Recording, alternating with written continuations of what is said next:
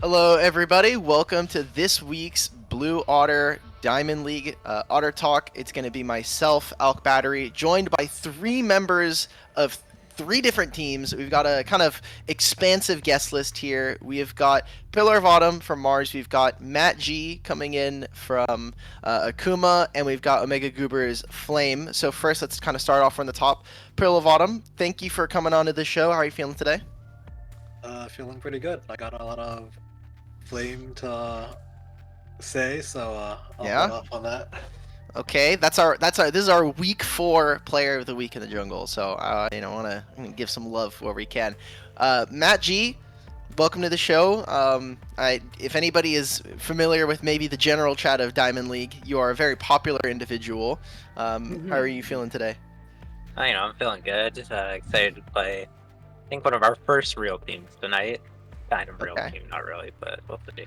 It depends on who your team that we ask, because you're saying is your first real opponent. I'm sure if we got Coffee in here, but I'm sure Coffee would just say anything, honestly. Him and Toomey. Yeah. Okay. Flame, you're someone that I've been kind of excited to get on the show. How are you doing today? Not too bad. Glad I could play today because I'm supposed to play in Immortal, but our match got rescheduled, so I can make it. Let's go. That's my goat right there. Okay, well, for anybody who maybe missed any of last week's results, we had Mars and the Four Wards taking their win over Grown Boys Click. That was a really exciting match. Pillar of Autumn, we'll kind of talk about that in a little bit. We've had Final Boss taking a 2-0 over TPF, the same kind of scoreline going over for Akuma versus Kedamint, Omega Goobers versus Art of War, 2-0, and XG versus Elysium Ares, 2-1 in favor of Elysium, which, honestly, it always feels like the Elysium Ares series just seemed to go for like an extra game longer than maybe expected. So I'm kind of excited to see once I get kind of dive into the VOD. I finally got access to that raffle. But let's kind of go through. Wookie, do we have our Player of the Week graphic ready to go? No, Sag. Okay, it's somewhere in here, but I'll kind of maybe we can grab it. I think it might be in the design request. Okay, it is in there. We'll kind of get that rolling, kind of going through. But let's just actually go towards our predictions for this week, if that's okay. We'll kind of have that set up while we're figuring all this out. So coming into this week, we've got a couple of really fun matches. We've got Mars in the Four Wards versus TPF, Elysium Ares versus Art of War, which is going to be the game for today that we're going to be streaming here on the channel. And Final Boss Diamond versus Akuma. First coming in, let's just start off from the top. Pillar of Autumn, you're going to be going up against TPF Tempest, a team that has been kind of growing a little bit, maybe not necessarily being able to put some numbers down in the win column, but I think their wins are getting more and more competitive. Is there anything you'd like to say before the match, how you guys are feeling, especially coming off of your series last week? I honestly think these opponents they're pretty bad. Like whatever their name is, like KFC Tempest or something. Nice, man. Like I see them sitting at the bottom of like the barrel at the bottom of the standings. Like sometimes I wish I could join them and like enjoy the weather down there, but like I don't think there'll be an issue for us. Okay, fair play. I know we were kind of talking about this last week, but with TPF Tempest kind of losing to Final Boss Diamond, they're in a world of hurt right now. They're 1-4. There are 4 teams currently that have less than 2 wins, which, hey, that should be broken today because Art of War is playing today. XG versus Kedamint could be very exciting. Kedamint could potentially get their first series win. Fingers crossed. Elysium Ares versus Art of War. I see all of us are kind of in agreement for the first couple games. I don't think there's anything too explosive. Flame, I did want to ask you a little bit about your series versus Elysium. That's obviously one of the big upsets we had this season, and a series that not too many people got to watch. Could you kind of give us the lowdown on this team? What are you feeling about this team? I think Elysium is kind of like a dark horse team. If you don't take them seriously, then I mean they will just win. I think their ADC is really good. Tough Daddy's solid. Yeah, I mean that's about it. Just take them seriously, and I mean you should be okay. They're probably like 6th place team, I guess. Yeah, that's where they're sitting right now. They're sitting firmly at 6th, and especially in points, they've got a little bit of a barrier there. So, not too unexpected, I think. looking at it. We have our next game, Omega Goobers versus Grown Boys Click. I kind of wanted to ask the field here, whoever wants to kind of speak up first on this. What are we feeling on Grown Boys Click? Because every time I feel like I want to start talking really positively about this team, I think that they kind of lose themselves a little bit in a series, or they kind of get a little bit lost. So I guess we'll kind of start with someone we haven't really got to talk to that much. Magi, is there anything that you have on Grown Boys Click? Because I feel like this team should be performing at least a little bit better. Although, to be fair, they're only fifth. They just took a loss versus Mars last week. Yeah, when we played Grown Boys Click, I don't know, it felt like they're a little bit lost at points more often than not. Can't really play from behind, kind of from what we saw. The early game wasn't the best, but I think if they can kind of tighten that up a little bit, I think they can definitely be a top 3, top 4 team.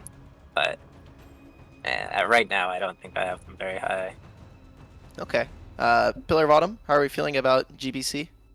Actually, since we played against them, I have a more, I guess, recent anecdote of my experience Yeah. playing against them. But I I thought they were supposed to be good because like early in the split they were like what top 3, and now they're like sitting middle of the pack, I think. Mm-hmm. I still think they have potential to be upper half of the league, but I feel like their, I guess, game plans aren't very good because I saw a lot of teams ban Gwen into their jungler, Drid, like who'd play Gwen a lot. Yeah. And so we were like, you know what? Why not give Gwen over? And like they drafted Gwen like first pick, and then they did nothing to enable the jungler. So I was like, damn, this team just has no cohesion, I guess. So I think as a team they're just not very good. I think individually they're probably fine, but like as a team they're just To be fair, that Gwen game was not his fault. Your top laner just absolutely like just destroyed Nate on Jax versus Renekton. That was a very disgusting game. That game one from you guys last week. So well, I do want to say, I gave my top laner like 1 or 2 ganks, yep. which is pretty Mm-hmm. rare. Those are probably like my 2 ganks I've ever given him, like in the history of the team. Yeah. I mean, how's it been? I mean, you've been kind of crushing it on Amumu. Right? Is there anything that's like specific about this champ, or you're just like this champ is really really free? Actually, like I'm a test account for Riot Games, a Mumu bot, like intermediate difficulty, so like I'm just programmed to play that champion pretty well. Ah, okay, interesting, interesting. Flame, is there anything you wanted to kind of, if there's anything else you had maybe on GBC, or if you wanted to move on? I don't know anything about like their gameplay, but Mm-hmm. I think they're extremely cringe because we were trying to reschedule this whole entire week, and they denied us for like 5 different days. And then we asked them to waive bans, and they said negative, and then asked us to to reschedule. Uh-huh. So, I just want to 2-0 and then start talking shit. There you go. All right, fair play. The gameplay will say enough, right? And then we can kind of take care of this. This next match we're going to talk about. I'm partial to Ketamint versus XG.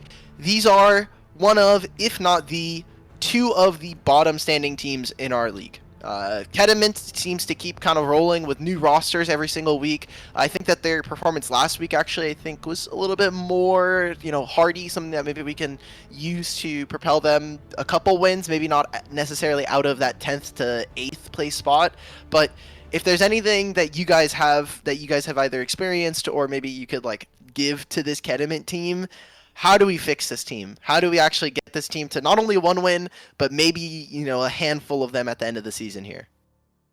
I think the only wins they might be getting are like pity wins because they're not very good.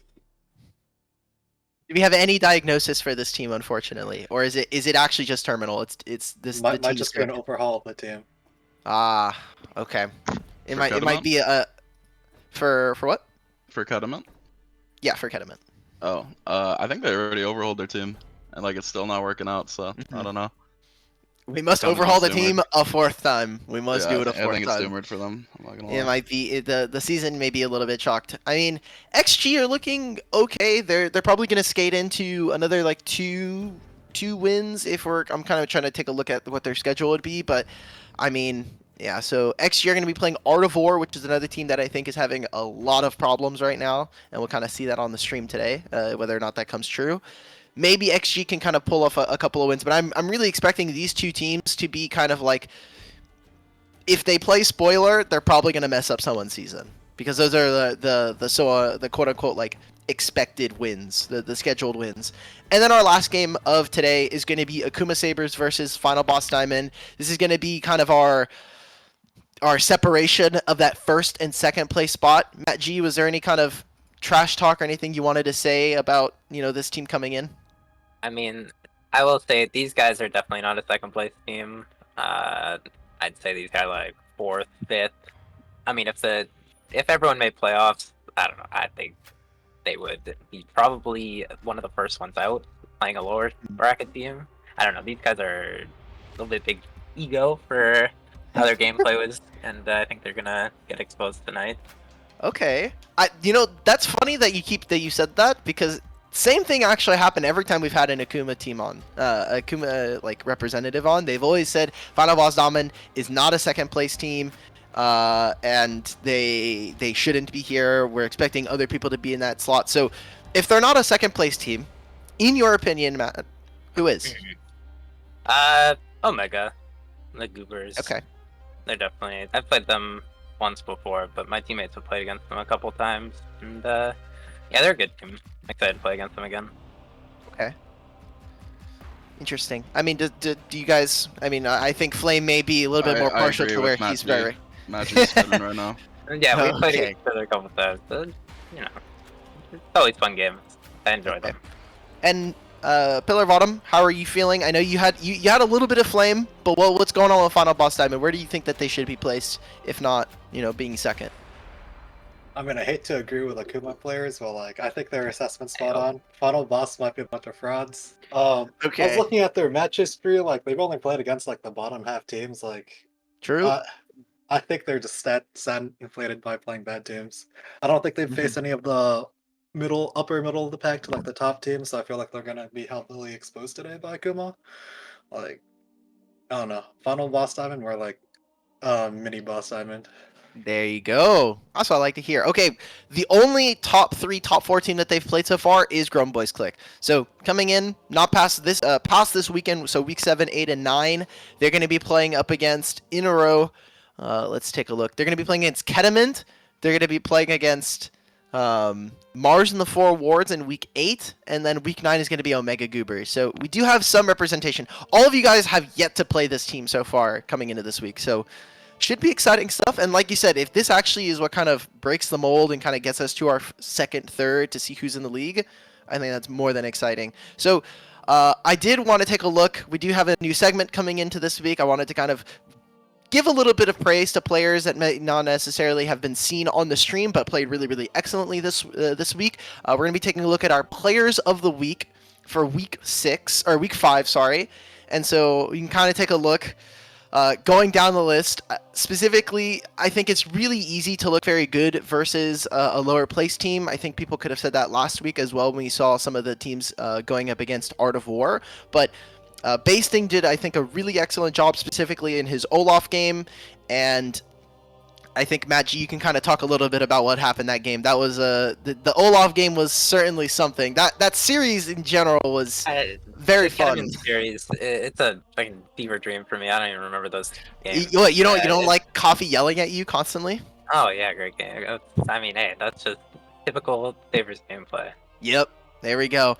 We have Carbill from TPF. They didn't end up winning this game, but I really wanted to shout him out, as I think the rest of the junglers this week either had pretty okay performances or not anything I would really shout out. His Xin Zhao and his Kindred, despite not really able to find a victory versus Final Boss, I think was still really, really great for what he was actually able to do in the game. I think his Xin Zhao was really, really effective at least being able to buy his team potential to be able to win the game. Unfortunately, that they couldn't kind of turn that into a win. Marzion in mid, his Silas performance, if you guys didn't see it on stream, he was 1v9ing those games. Pillar of Autumn, I know you're on the team, and I know he's the namesake of the team. Can you talk a little bit about what Marzion kind of brings to the squad? Actually, I think he's the worst player on the team. Okay, then talk, bro. Let's get it. Why is Marzion the worst player? He calls your AD carry the second ward. So come on. Well, if you think about it, wards are a very crucial element of the game. We provide vision, we support the team. Like, you can't win without the ward. So, like, honestly, like, the four of us are carrying him. In fact, I'm a little Okay. offended that you said that, like, oh, none of the junglers really stood out, except for this guy who lost. Like, bro, he lost. He shouldn't be player of the week. It should be me. I want Winning my doesn't carry. mean that you played really well. I mean, you can just get carried. You just said your mid laner Yeah. got carried, so why can't you? Because, we set him up for success. We're like, we're the wards, bro. We're providing utility so he could shine. Uh-huh. Okay. I actually Okay, think the well- best player on Mars in the 4 wards is Kraydog. That guy is so good. Like, he is just everywhere on the map. That is fair. I did like how kind of Kraydog was able to get stuff done. Unfortunately, I think Coffee just kind of embarrassed a lot of people. It makes me sad because every week so far I've said the hardest roles to place are mid and support, because a lot of mid laners in this league don't do a ton. They like to stay in lane. They're okay team fighters, but not really seeing too much outside of that. Coffee, I hate to do this because I know his ego is going to be through the roof, but he played really, really well on both games. I think the Nautilus game, there were some happy moments. There's a Shen moment that happened that he just, Basting kind of gave up a freebie on that one, but it happens. Coffee Beans played really, really well in support. I think always was in the right spot, had really good roams, just in general. We found out, now you don't want to know how hard this was. Turns out this guy's name is I'm Garbage for AD Carry, so shout out to them.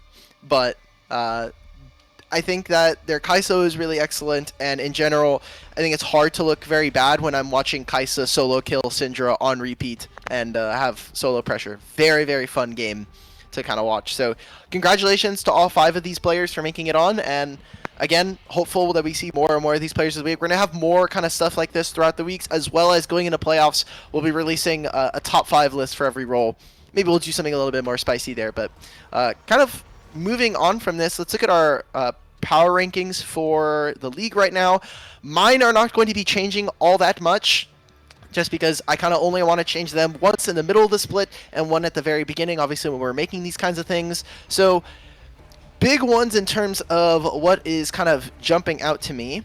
I'm trying to take a look. So we kind of have everyone's about the same as to kind of what we're expecting. I think we're a little bit all over the place on where we want to put Mars in the 4 wards, because we've got it, I've got them in 4th. This was obviously at the very beginning of the season. Let's see. You have Kediment making it into playoffs. Or almost making it into playoffs, sorry. Matt G, you want to explain this one? They almost beat us in a game. I think they've been the closest. I think a lot of people I gotta almost give beat them you their in a credit. game. Well, listen, a lot of people have almost beat us, but I mean, each week it's getting just worse and worse, our gameplay. So hopefully someone will actually fucking take a game. I off see it. a It's just that fucking final 20 games boss ago. 9. Yeah, I those don't guys are even think doomed. they could. I don't think they could statistically get 9th from here. Can I they? mean, They're 4-1. It's my rankings were more kind of just Sure. based off how I thought the teams were right now. Okay, sure, yeah. That's Going fair. into this week, I thought Kediment they might not be the best team, but they didn't play bad last week. Okay. I think the Right, support they added's not bad, but I don't know. That roster is something else. Yeah, I don't think we have too much here. So I think what I'm going to do is we're going to just cut straight to kind of watching this. Now, this was a clip coming from Flame. Thank you, Flame, for letting me kind of play this one. This is in their match from last week. So there's a Poppy ult. Direct your eyes to the bottom of the screen where there is some chat. Flame with a Lamau in all chat. And yeah, Flame, can you kind of just walk through what it felt like to have meta shift, kind of just dunk it in your lane like that in front of you? Honestly, I was laughing my ass off. I thought this shit was so funny. Like, the Poppy ult is like, it actually just felt like he was tilted because I just got away from the gank, and then Yep. And then I all chatted, which, I mean, you shouldn't all chat at jungle because they're just gonna camp you then. Yep. And that Karma hit me like immediately.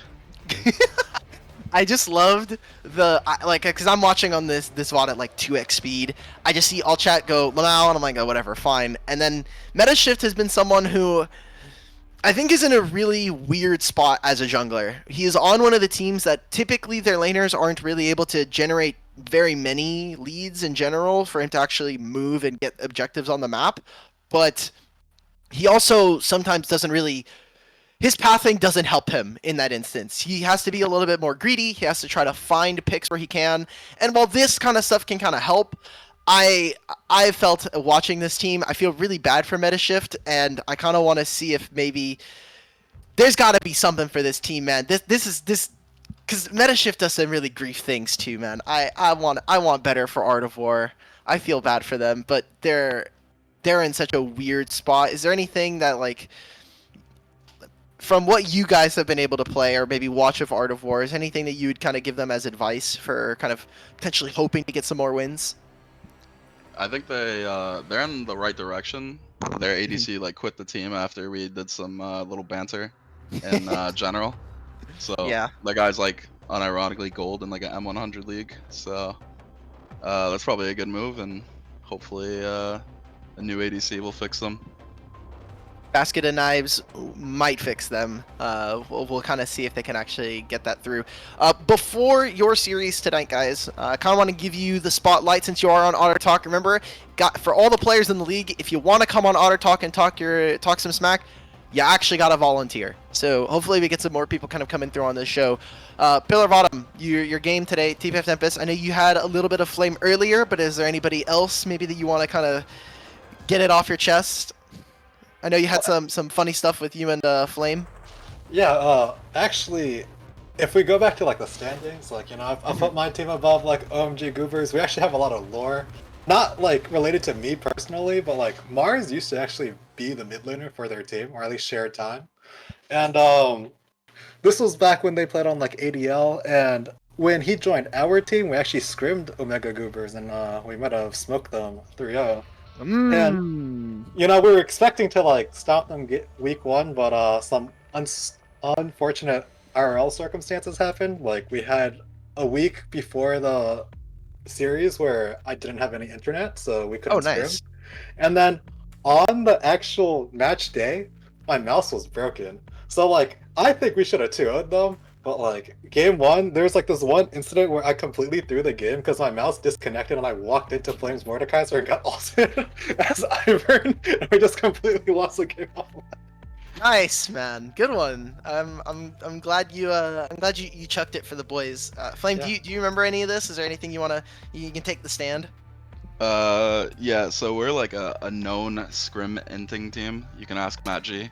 But I think all that matters is we show up on the day, and I mean, if we meet you in playoffs, then I mean it's a wrap, bro. I'm sorry.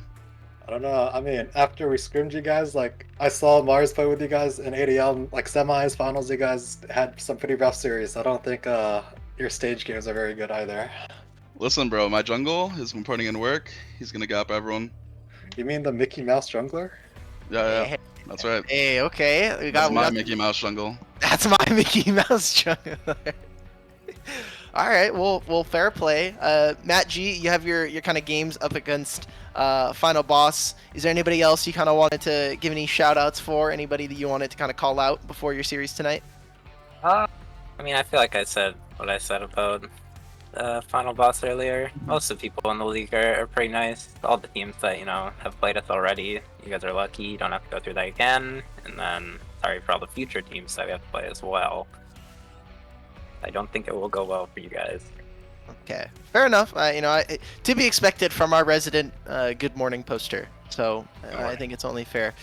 Okay, and Flame, I know we we had some fun there for you and the Mars guys, but you guys have your game up against GBC, and any kind of words for the boys over there? Yep, 2-0, and then I'm gonna talk hella shit. If you don't reschedule, you're really cringe. All right.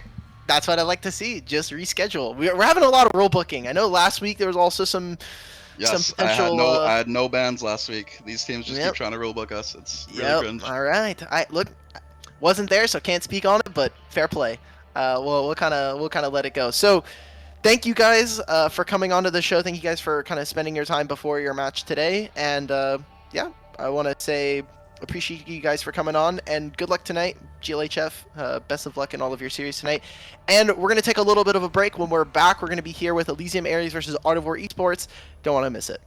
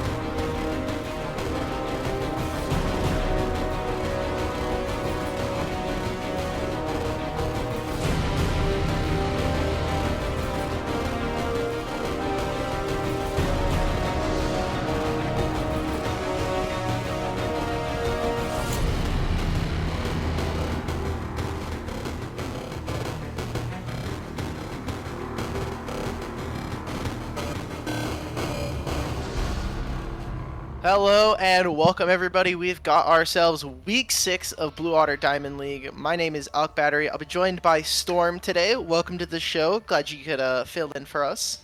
Yeah, thank you for having me. I've been casting down in gold, and I've been the main content writer in Emerald for a couple of seasons, and I'm glad to see the diamond action. Oh, let's go. Okay, so kind of to bring us in, this is going to be Elysium Ares versus Art of War Esports. These are unfortunately two of our teams that are towards the bottom of the standings, and really for Elysium Ares, this is going to be, this should be what we expect a pretty dominant series for them. This should be a layup to get them to 4 wins and to hopefully secure their spot going into playoffs. But Art of War can obviously play spoiler. They're at 1-4 currently in the standings, and we're kind of getting already through this draft. Anything that's kind of popping out to you as we are on the new patch, we're on 14-20.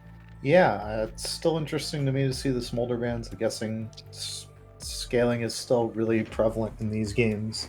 The Talia also stands out to me, but the double support bands for Elysium, I think both those picks and Braum and Poppy are really good, and wow, we were just flying through draft. Yeah, like you were saying, the Smolder one I think is really kind of standing out to me as Elysium Ares so far throughout their drafts. They've had about 7 games of blue side. 3 of them have been Smolder first pick, and majority of them have been for Susurration in the top lane. So hopefully this is something I think we'll see kind of later on into the series. But as we're kind of getting through this, Syndra, a really, really powerful flex, is right now, we were talking about this before coming into the show, but crit champions have been getting nerfed on repeat. A lot of the on-hit champions also are kind of seeing play, but not necessarily. They have a little bit of a later spike in terms of their itemization. So we're starting to see is kind of a move towards mages. And what we see from Elysium is picking up that Kaisa very early on. Again, one of those on-hit AD carries that scale really, really well. And already 2 great champions in being able to set up a Galio and a Rel. Now we just need to see a couple more champions that maybe can provide some damage that allow for them to actually find those kills on Art of War. Yeah, and Galio, the premier MR stacking, anti-mage almost in League is a really great pick into Mage's bot, and we do see Azaya, so they are going for a traditional AD carry for the start of Art of War. Yeah, and I kind of do like the idea of what Zaya can bring. She's going to be able to safely farm the mid-wave, and really, more importantly, is during the first couple minutes of the game, make it very difficult for Rel to try to find and engage. They have to basically focus almost all of their damage exclusively onto the engage support. So hopefully, if they can try to find a win through there, what we've really seen for Art of War going into the second phase of bans is something that can maybe kind of change up the dynamic of this team. We do have something a little bit different coming into the series with Metashift moving into mid lane and then bringing in a new jungler in Blunder. So I wonder how this is going to affect their gameplay, as for Elysium Ares, they've been really, really solid at playing around a strong bottom laner and just kind of allowing for their jungler to really get stuff started. The one worry point for me is going to be top lane, as Susurration has been a player that I think unfortunately has not always won the mechanics check, and Amid has been a player that individually has looked really, really good and had some standout games, but couldn't really get it over the finish line, especially with where their team is at come 15-20 minutes. Yeah, and we've seen the bans coming through Art of War, going through some top lane bans, going rid of the Camille, kind of the S tier Omega pick of the past several patches I felt in the top lane, and Gragas always kind of a safe blind pick and neutralizer. Elysium gone Mordekaiser and this Jax ban that they've locked in. They're trying to limit some of those counter picks. Maybe if they're picking a more standard engage tank to stack on with this AoE, like Ornn or something like that for their side. I'm wondering where the Skarner is, because Skarner has been something that has been kind of very prevalent here in Diamond, and for our 2 top laners, I don't think a mid is necessarily going to be the player. He's been kind of picking up different champions like the Camille, like the Jax, like even an Akali top lane. So I think it's interesting that we haven't quite seen what that pair is going to be. They're going for the Volibear, which can be a flex through the jungle. It makes that the jungle 2v2 very, very lethal for Art of War, which is what I love with Syndra. Set her up for kills, set her up for success, and hopefully you'll find something there. Elysium, though, playing more around this top side strategy that they've been kind of finding, where this is more than likely going to be our Wukong top here, something that has been played before by Susurration, and against the Volibear, it's not a great matchup. So I'm wondering, Art of War Amid, what is your strategy here? You have a couple of options available to you, and if you really want to go down the carry route, Wukong can be very susceptible in lane. Yeah, and then there's an Udyr, so again, just another flex pick that deals primarily magic damage. It's just really lethal against Wukong top lane, who's really low base MR and resistances, but utilizes that Stone's Give Armor passive to really just kind of stat check any AD champions. And, having either Volibear or Udyr in the top lane is just going to provide so much damage early on and give you some push to maybe play for these grubs and get you some of that early pressure off the map.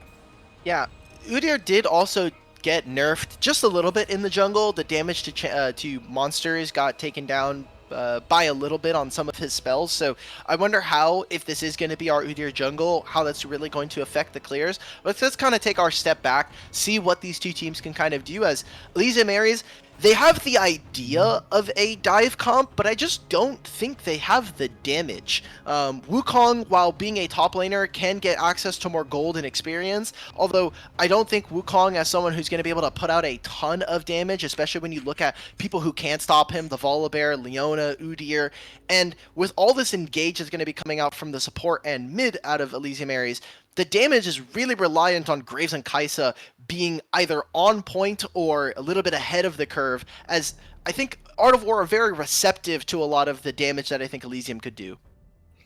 Yeah, that they have a lot of dive like kind of set up, right? Like, I mean, if you're full diving onto Azaya, who's able to use her ult to get out of the way, Volibear has all the AoE that he can bring down on himself with the shielding. Syndra is able to punt people away. Again, they have a lot of really good disengage and kind of just stalling options for the start of Art of War. Whereas Elysium, as you mentioned, they're very much snap engages. It's Rel into the Galio, into the big Wombo, into the Graves overlay that if they aren't able to kind of burst through and get some picks early, I feel as fights drag on, it should go to more Art of War's way. Exactly. Syndra should be able to get all those stacks. We'll be kind of watching to see how they're able to perform on this control mage in mid. And what I want to see from Art of War is, now that we do have meta shift kind of moving, we do have players kind of moving around. I expect, and I think the most fair thing to expect coming out from this team is the first couple minutes are probably going to be a little bit slow as they could kind of adjust to playing a stage game in these different roles, as well as what does Blunder actually bring to this team? Is this someone that is actually going to kind of bring them back, as they're a team that is currently in the standings towards the bottom. They're 1-4 in series score. Points wise, they're 9th in the league. So I think now that we're going into week 6, the probability that they actually make it into playoffs would have to be squeaking in at 6. And currently, we have a lot of teams kind of sitting at 3 wins, 4 wins. Those are the ones that we're kind of expecting to kind of make it into that top 6. If Art of War are really going to put on a playoff run, it does have to start with this week. And I think obviously a lot of it is going to be out of their hands. They're going to be hoping that a couple of the other teams start to slip and fall down towards the standings. Yeah, it's always the issue when things aren't in your hands. You just gotta hope, you gotta pray, but you gotta win your own games to make it so that you can get in. Okay. And looking at we're kind of going through the actual spectator draft now, and it does seem like this is going to be our Udyr top versus Wukong, so should be a pretty fun matchup. I wanted to get your take on this Graves jungle. I think it feels a bit out of place. I wouldn't say that it is unnecessary, or it is not necessarily a champion that we haven't seen from OP Killswitch, but I just don't know if it's the champion that maybe kind of gets a lot done in this game with how short range and, you are able to farm, but I think that this game is going to be really, really focused on who is able to have more successful ganks early on, who is able to have more impact on the map as we get further through the game. Yeah, Graves to me is kind of the quintessential solo queue champion, right? It's the 1v9 playstyle of I'm going to play an AD carry, I'm going to one-shot people, or I'm going to fall behind, and I'm going to be useless. And it's one of those things is, Elysium, really, where are you going to be focusing all of your attention early, right? Is it trying to gank this Udyr top who's just going to turtle stance and run away? The Xayah Leona? I feel like you just have to be trying to go after the Syndra mid with Galio, but that's always a hard recipe because Syndra can just push you away as you go in. And you're playing Graves, right? You don't have. You're kind of like, okay, can we like revert this? Can we revert the Galio champ to have Flash W back in the game? Because if that's the case, maybe that's something they could do. But unless we get some game-breaking Galio gameplay, I don't think that's going to be happening. Mid lane, definitely, like you were saying, could be a soft point for Art of War, but could be a little bit difficult. I wanted to kind of look outside of these teams as we're kind of finishing up on the draft. future schedules for these teams, Art of War are going to be playing up against XG, Kediment, and GBC. So 2 teams that we're expecting. They are at the bottom of the standings. They should be looking to try to get those wins. If they're able to find one here as well, that would be 3 wins in a row. And for Elysium, their schedule is pretty difficult. They're playing against Grown Boys Click, which is going to be a top 4 team. TPF Tempest, a team that maybe is kind of going to be able to barely squeak into playoffs. And then Akuma, our undefeated, by far and away #1 team. Elysium, I think, are going to need every single win they can get if they can make it into playoffs. Yeah, I mean, every win always matters in leagues like this. Even beginning of the season, going 2-0 just to start just gives you such momentum, and the whole process of it, right? Of giving you the confidence and knowing that your team is right and ready. Okay, So, and I think with that, is there anything else we wanted to talk about before we kick it over to that spectator delay? I don't think so. I'm kind of predicting just from team compositions that Art of War, I think, will be taking this over Elysium and kind of getting a bit of an upset, but wait and see. Awesome. And with that, we're going to take a little bit of a break, and when we're back, we're going to have Game 1 of Elysium Ares versus Art of War. You won't want to go anywhere.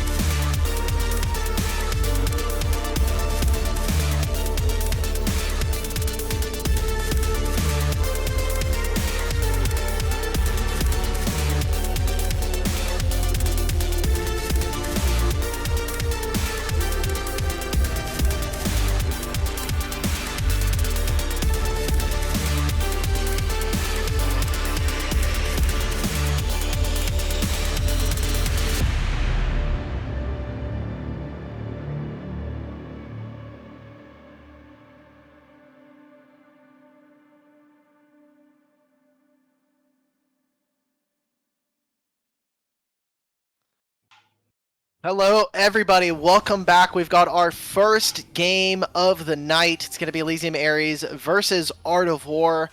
Starting off with a pretty simple 5-point, all things considered. But remember, we talked about coming into this game, we wanted to see the early game aggression. We kind of wanted to see what Art of War we're going to be able to do with this Volibear. I am also going to be wondering. I'll take a look, I guess, myself here, what runes we have for Volibear, as we've been seeing mostly a lot of people start to experiment, or they have been experimenting with the Jack of all trades rune, really trying to optimize how much adaptive force you get. But this time around, Blunder actually just going for some combat-based runes, has the PTA, and secondary is going to be sorcery, so has celerity and water walking. Really wants to get around the map that much quicker.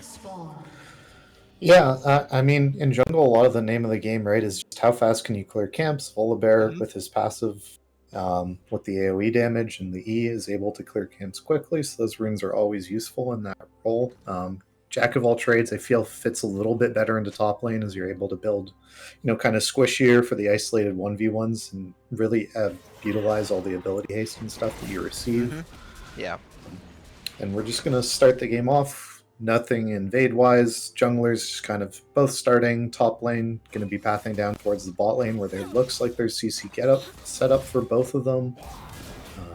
And we didn't see them cross the line. They got early vision onto Blunder, so they know they should be on the top side of the map. And I wonder how that'll kind of influence OP Kill Switch's kind of options, because there are a few things that he can try to do here, but really what he kind of is forced to do when he's going for the same path as his enemy jungler is, because he can clear just a little bit faster, or he can try to clear a little bit faster, he has to be more creative with where he can find little ins, try to utilize some of that mobility. Susurration is getting owned right now. Yeah, that's just the Udyr level 1 of, you cannot just push this champion away. He just gets priority by hitting Phoenix Stance, smacking the wave, and then hits you. Gets level 2, gets that Turtle Stance, and is just able to outtrade anything. The more have to play against his mana bar than his HP bar as the early game kind of progresses. And he has Grasp of the Undying, which we've been seeing a lot of people start to take, especially in mid lane, as they've been kind of getting rid of some of the sustain runes in the game. Fleet Footwork, Arcane Comet, I think has just not been really super powerful. We've been seeing a lot of people move towards Summon Airy, but this 3-wave is really good for Moonshot. And then another player who is coming in that is a new player, someone that is not a mid. We thought maybe a mid was going to be playing, but even then, we've got basically 3 different players on the team that are coming in for the first time. Yeah, and we see Tough Daddy able to get in some chip damage here early on the meta shift, was able to land that E forwards, get some of that taunt damage and land the Q, get them low, so that hopefully OP Kill Switch is able to get something done in the mid lane. Kind of heads that priority now from the mid, and their bot lane is pushing into them, so the scuttle is probably going towards the side of Blunder. Yeah, this is a weird spot to be in as Grace, because right now if you're Grace, you're probably just wanting to recall, have your little bit of an item timer, but Blunder's already clearing this jungle so fast. The wave from bottom lane was just then pushing back. They're actually pushing in like 2 or 3 waves worth of minions down bottom lane. And right now, I mean, Meta can very easily just move down. Same thing for Moonshot. I think if they really wanted to fight for this, they could, but instead, Art of War, they want to try to play for getting the recalls in and seeing if they can play around grubs in 2 minutes, which would be really, really important. Yeah, I mean, we see moving up right now with Kill Switch. The Moonshot's going for a big trade right now, has burned the enhanced skill. Are we able to get in? Flash away from both. I mean, that's a good trade. You get that flash off Moonblast. He's not able to go in any earlier for some of these, chain CCs with Blunder. And there's a big wave pressing under the turret. Graze is just going to take his reset. Okay. And good job from Blunder, just being there to make sure they can cover the dive in case they're actually going to be able to go for it.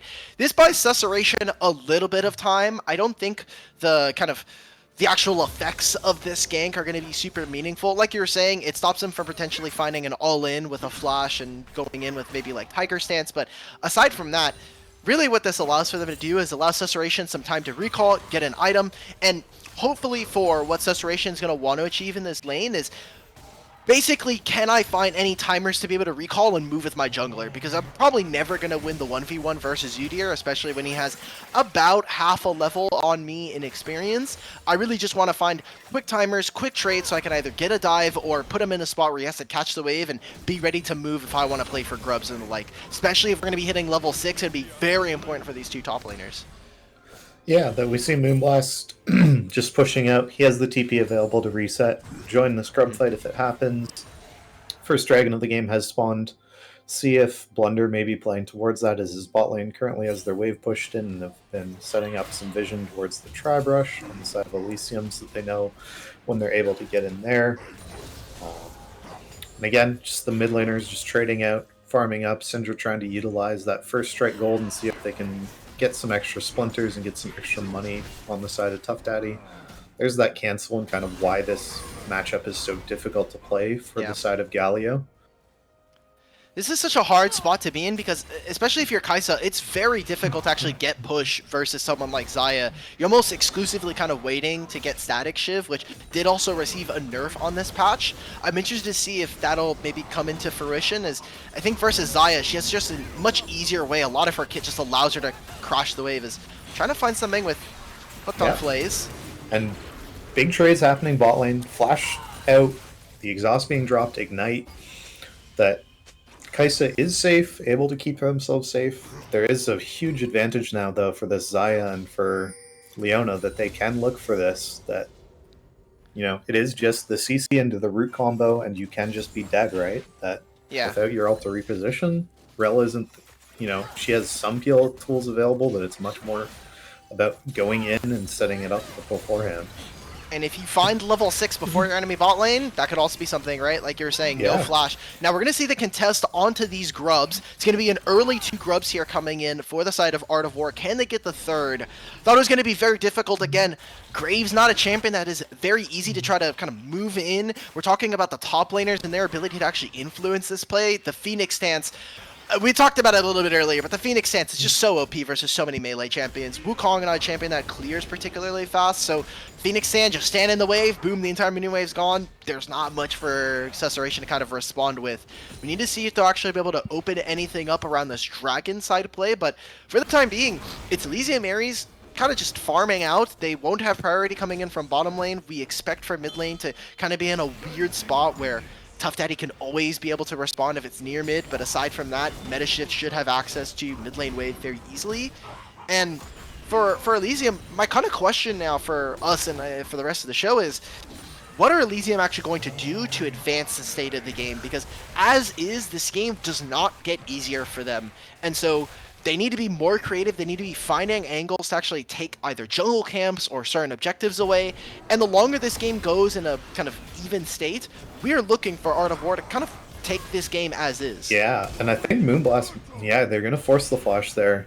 If they had that Awakened stance to use the Phoenix for that extra damage, would have really got Susurration low. So he flashes just so that he can stay down. Tough Daddy is getting caught here, that they have the CC layering. That Spy Spitter comes down, you know, just trying to keep him away from the wall. The rest of them are coming in. Metashift. Oh. But Elysium is able to escort their mid laner out, keep them safe, allow Graves to keep farming, get these camps cycled. It turns into a dragon here, right? Like, unless they really want to try to go for a re-engage. I mean, Galio is 40% HP. This is a tough ask for them. So not only did they lose out on that play, like you said, top lane they lost out on Flash. Maybe Moonshot could actually just go for it again. Susurration has to use the ultimate to clear the minion wave. Yeah, it's a really bad situation here that we see that, you know, they are almost out of mana, which is a really big problem for Wukong top lane. Your costs are really high on your abilities. And Udyr has a mana bar, so that means he can fight you. He just kills him. He just actually just solo just gets to run him down, press W, press E. It's a really interactive and fun lane up there. I love Udyr so much. All right, we've got a bot lane play here potentially. OP Kill Switch was setting up, trying to clear vision. Hooked on Flays in a very good spot to try and find an engage, but Xayah has ultimate. Yeah, and we see them coming down, able to get that CC, layer down. Down they go. Ult out, Gumi is taken out, and are we able to get anything more? The Blade Caller misses. There is still the ult available for Kill Switch. Doesn't need it, but we do get another kill on the Kai'Sa, double kill. That's kind of what you need. Get this plate money, get it back, get your Static Shiv, and start accelerating. Double kill as well as also a plate, so a very good play. And someone that we were talking about from Otter Talk was Dark Lord Oswald. How solid can this guy on AD carry be? He's performing really, really well, and it might actually even turn into another kill here. Oh my god. That's Blunder with the namesake there, getting taken down. Yeah, and as Udyr, Moonblast kind of just now says, I got to get in, I got to get something done, is just going to try and really press in. The only kind of issue with this is, you are breaking your freeze that you had up there, that you're not able to keep this pressure, that it's just going to be a back and a reset from Susurration. Maybe you get a plate, but that was kind of a collapse from the bot side of your map that you... That bot lane was that play ended up super negative for them. Yeah. Like they lose out on so much, and really that's again what we've been saying is how can they get creative? How can they find these wins? And Dark Lord Oswald, I think throughout the weeks has been one of the most consistent members for this team and someone that they need to rely on as we get further into the series, right? As someone throughout the season, right? They need to be able to stack up wins, and right there barely failing the execution, but maybe with Moonshot they can find something. Yeah, Galio coming in over the top here, gonna get down that CC, but Moonblast is able to flash out. Graves' ultimate does not quite finish him off, but now Blunder's in trouble here. Doesn't have the ult for that healing. Scoomy able to get out. I think the CC will connect with the taunt, and that should do it here. So they find a kill there, and this entire time they've actually decided to move Kai'Sa up, so she's going to be missing out on a little bit of gold. I don't think they're too worried about that. They needed some way to kind of open up top lane. Moonshot in that roam was not able to get a ton done, so this is going to be 3 grubs going over back to the side of Elysium. It's going to be that 3-for-3 trade. We've now got our next objectives up here in a minute. 2 minutes, sorry, for the next Dragon and for Herald. Herald, I think, is probably going to take a little bit more of a backseat as neither team have 4 grubs, and so not going to be able to explode turrets as easily. And so far what we've been seeing is more and more of Elysium. They've been very good at being able to find good team fights, and individually Art of War are being able to kind of succeed there. So maybe if we can see more of their individual lanes start to influence, but that gold lead is starting to kind of build for OP Kill Switch. Already completed that first item. That Yomu's is ready. Expect for a Lord Doms or a Collector to be coming through next. Going to be a very big burst build for this Graves. Yeah, and it's just the situation of can they get onto these squishy members? Can Xayah stay safe? Is Blunder able to start building up some resistances? I'm not quite sure what they're building with this Tunneler. Is this a Sundered Sky of Doom? I hope not. I think it is actually, which worries me. Wow. That was a full combo from Metashift, and Tough Daddy took 600 HP, which, look, early on, not bad, but once he finishes Merc Treads, once he puts the Spectre's Cowl to good use, it's going to be, I think, a tough ask for Metashift, who doesn't have all that much of an advantage individually. He's only about 200 gold up, has that mid plate, but so far Galio has been finding some good roams and able to stay very even in the lane. Hasn't really, I think, we haven't really been able to see Metashift and Blunder actually link up all that much. So some worrying signs here, I think, for Art of War. And we do get a catch down here that they caught the recall with this ward, able to get the Leona ultimate down and chained into the Xayah recall, and that's a huge pickup. Gives you some time, gives you some opportunities to grab a plate or two. Yeah, it should be right before 14, so they'll grab 1 at least. I'm a little bit worried about them because now they're going to have to spend gold before the Dragon, so likely they're going to be giving up this Drake. If not, we'll see what Elysium marries. It seems like instead they're going to be playing around their top side considering their AD carry just died. Just play for this Herald. Yep. And that should be a trade of Herald for the first tower, which isn't the greatest trade. You want Herald to break that, get you your first tower gold generally. But it's still a trade of something. Dragon is still up. Graves does have his bot side camps to clear and get down towards that. Cloud Dragon, again, very useful. The earlier you can get it, just provides you that movement speed to get around the map and just rotate easier. Outplayed here is getting engaged on. I kind of worry about this for Oswald that Galio is here. Whoa! Okay. And there's the outplay coming out from Oswald. Yeah, and Gumi flashes right into Rel's face. Another flash from Tough Daddy, but this should be it. There's no blast cone, and that should just be an easy chase down. But we do see Drake get secured. Kind of in trade, I guess. Mountain Soul. Yeah, so they get Mountain Soul for it. I think it's just such a tough trade to try to take their Metashift. Can he try to go for the 1v1? I think this is so tough. He crossed over the halfway line there. Good job from Play. Yeah, and this is just that burst combo that as soon as you lose your flash, that's it. Wow. Top lane bruisers just hitting each other, but we are going to drop this Herald mid lane, try and get this mid tower broken, which is the biggest one. Moonblast is really going for this, but I don't think they're going to get anything from it. Just a trade of HP back and forth. See the top laners, kind of finishing off first items. Such an Gauntlet interesting kind of build here. We're seeing some different builds. One, we've got ourselves the Hollow Radiance coming in from Tough Daddy. This is basically just going to be your Balmy Cinder support or magic resist item. Totally fine, I think, especially when we're talking about can Galio have access to being able to clear the wave and move into Fog of War. That's going to be really helpful. I think the one for me is Moonshot going for the Unending Despair, which something that we don't typically see from Udyr, especially not first item. We've been seeing a lot of going for Leandri's first item, picking up a Faded Ashes very early on to try to deal more damage, and so yes, he clears the wave a little bit more, but we wanted to see that individual excellence coming out from the laners here, and I don't think Unending Despair just doesn't have the same damage as a Leandri's, right? So we're going to be missing out a little bit on that. That might contribute towards, more and more of these failed fights that we're seeing from Art of War. Yeah, kind of most of the Balmies items receive some really heavy nerfs, so Unending Despair's kind of been brought up as kind of the next big armor item that you can kind of rush that's always useful. See if Blunders, I think he just ulted over the wall up there top lane to get out. Yeah, The fair rest play. of the team was contact. We have not seen the Volibear actually make a successful early game gank. This is, I think, very worrisome. You are keeping up with the enemy jungle, but I mean, look at the item discrepancy here. Blunder's about to recall with 1100 gold. OP Killswitch already finished 2 items. We have the Yomu's and the Collector, so he does a ton of upfront damage, which allows for someone like Dark Lord Oswald to actually get fights, get into kills. This is what we wanted to see from Elysium is, hey, can you actually put your solo lanes, some of your laners, into a good position? And right now, this Kaiser's going to be finishing 2nd item coming into this fight, 2.5 minutes before the Drake. Very, I think, kind of tough spot to be in. Even here, Moonshot could potentially be getting baited here. Yeah, that they've just always running forward, but you see the flash ult, the double ult has been confirmed. Moonshot is just trying to tank through that turtle stance, but they aren't able to get it.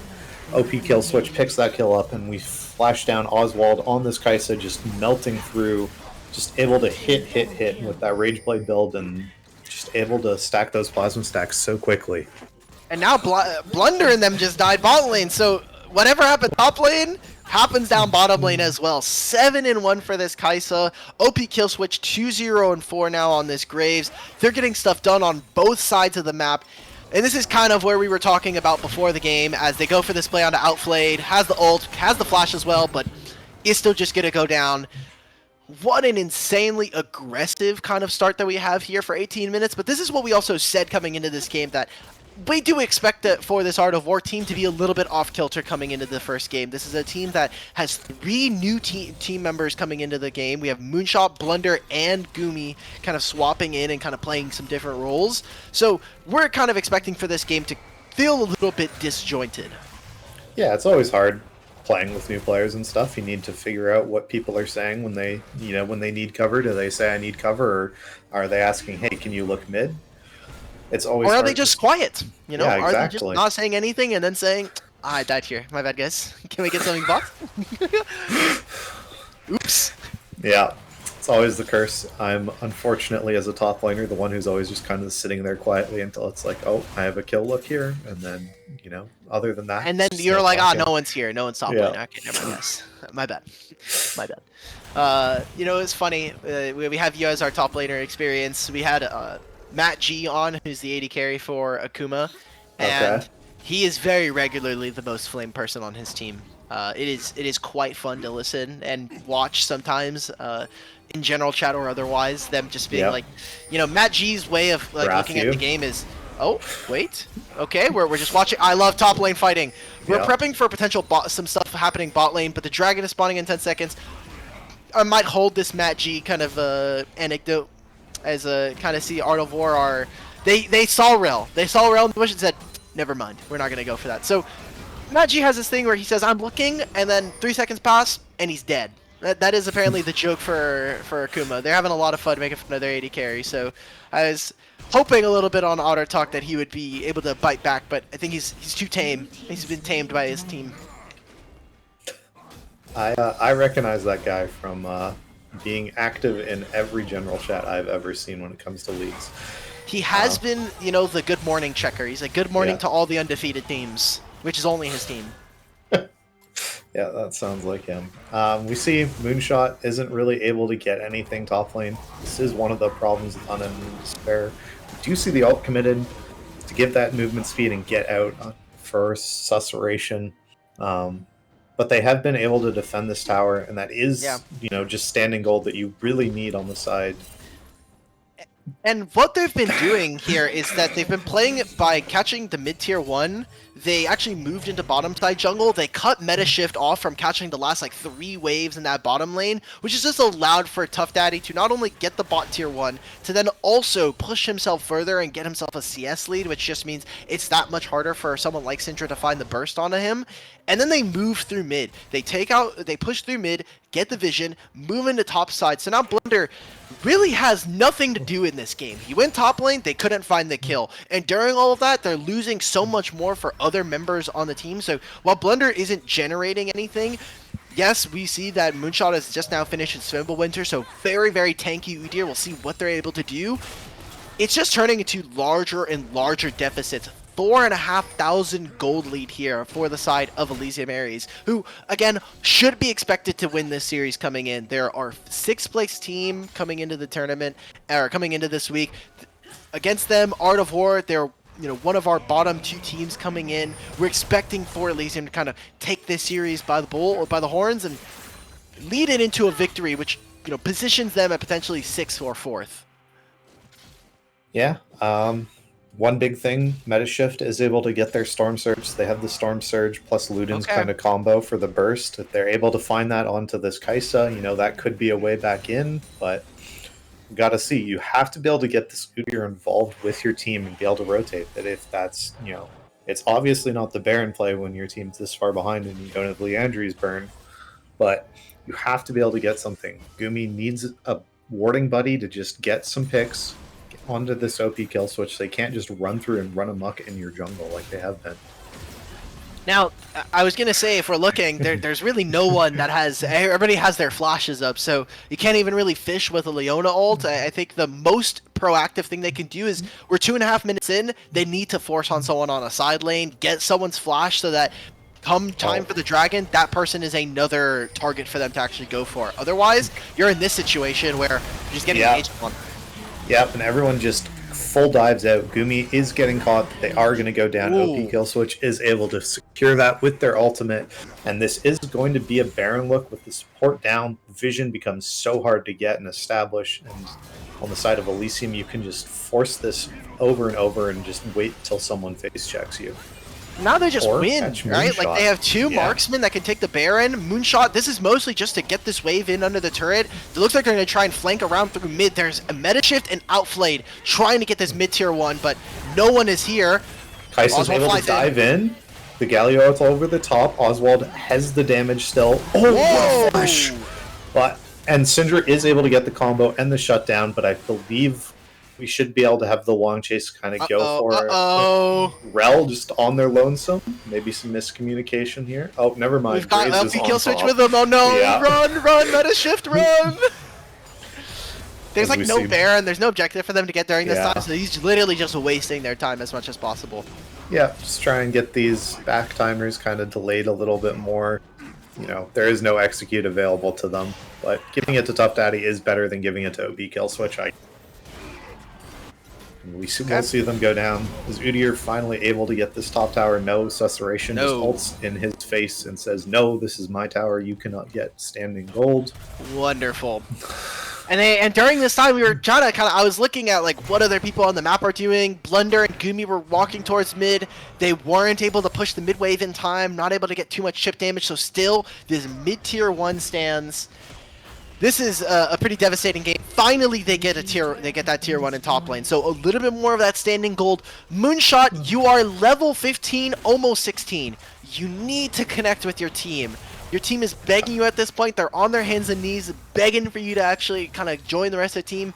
I think when we talk about side lanes, this team is in a pretty tough spot as they're not winning team fights individually. They don't have enough of a front line to actually buy space for their carries to farm the wave. So now we're just sitting in a spot where Moonshot has to be able to join from a flank. He has to be able to do something in this game, or otherwise it's kind of just like, okay, I sat top lane and the game ended around me. Yeah. The farm is kind of coming through. These 2 Mountain Drakes have started to stack up on Elysium, but there's still, a while before the soul kind of win condition forces you to come fight. But these are the kind of 2 Drakes you had to give up that you don't really want to start giving up anymore. That I feel the next one is going to be a huge point of contention. And again, for these next 5 minutes, it's all about this topside vision. It's all about the Baron. Can we get a pick as they're coming in? Either to clear this. Yeah, should just be a bait to maybe try to get some kind of summoner spell as well. And like you were saying with the dragon, I know we were saying that usually Dragon Soul is kind of like that point where you have to try to fight them, but I even think the next 2 Drakes, just in general, they might have to, they're kind of forced to engage upon them and do something, because the champions that are going to be building these tank stats, they already have 2 Mountain Drakes. Once you get a 3rd, are you really going to have time to build a 4th penetration item? I don't think so. And look at what the kind of items are being built as. Is Meta Shift probably going for the Rabadon's 3rd, so won't have all that much magic penetration versus something like Tough Daddy or Hooked on Flays. Even Susurration getting access to more armor. That's going to be the Baron being started up here. Double Marksman, and can Blunder actually get into the pit? Yeah, and it's all on Outflayed, right? Are they able to stay safe? Kaisa does get the W proc onto them. They are able to dive in. Susurration is just over this wall looking, waiting for Leona to kind of face check into them and use this ult combo with the W as they get the mid-wave push, and it's just going to be this Baron stance happening again and again and again. Kill switch isn't hitting the ward. So right now, they do not need to fight. Art of War, we do not need to fight. Our AD carry is about to hit 1600. Oh wow, okay, God. They just find Susurration. He has no summon. I mean, he only has a Merc Treads. Yeah, and everybody's just going in. Tough Daddy's able to get in. Everybody, naked on Fritz. This is a huge Galio, able to go over top of everybody and just spells flying back and forth. Oswald is in with the ult. Did they int in?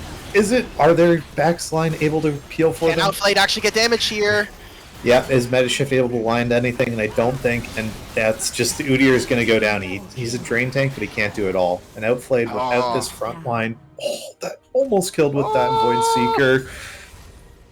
And I don't know if he has the upgrade yet, but he should. So he has 30. So he has the W upgrade, but still, that was such a close fight. That's the closest fight we've gotten from Art of War in 28 minutes. The closest one that we've had for them to actually go somewhat, like, not completely in Elysium's favor. It does stop them from getting the Baron. It allows for them to get some kills, but what a dominant fight coming out from them. They're just so tanky. There's not enough damage. Outflayed was too scared to hit in a lot of instances, and so they're not actually able to do all that much. They're kind of waiting around Meta Shift to, look, has the Rabadons now, is going to be hitting level 16 soon. I want to see if maybe they already have all of their Syndra stacks, so this is going to be as strong as this team is going to be getting in the next coming minutes. And we have 2 minutes before this Dragon. Have to imagine that right there is going to be kind of the pinnacle of what we see from Art of War this game. Yeah, and Syndra did just waste her abilities on the wave, is able to use the E and escape from Susurration. That was huge from them. That this Wukong is building full damage. You see there's that Profane Hydra there, and they are just looking for this one-shot on the Syndra. Would have to worry because, once you have that level 16 mark on Syndra, I feel like you can just one-shot this Wukong. The pretty simple combo. You have 3 items. I think it's we already saw it before pre-16, right? So have to imagine not much is going to be changing. He hasn't picked any magic resist up. If another Mountain Drake comes in, that could potentially be a game changer. That could be like the difference between a kill and potentially Susurration getting out. We'll have to see what the kind of expectations of those are, because at that point you're getting 15% bonus armor and magic resist from any source, which, I mean, just from getting a Merc Treads, and he's getting what looks to be Collector 3rd item, he just wants to be a one-shot machine with the Serelda's Grudge.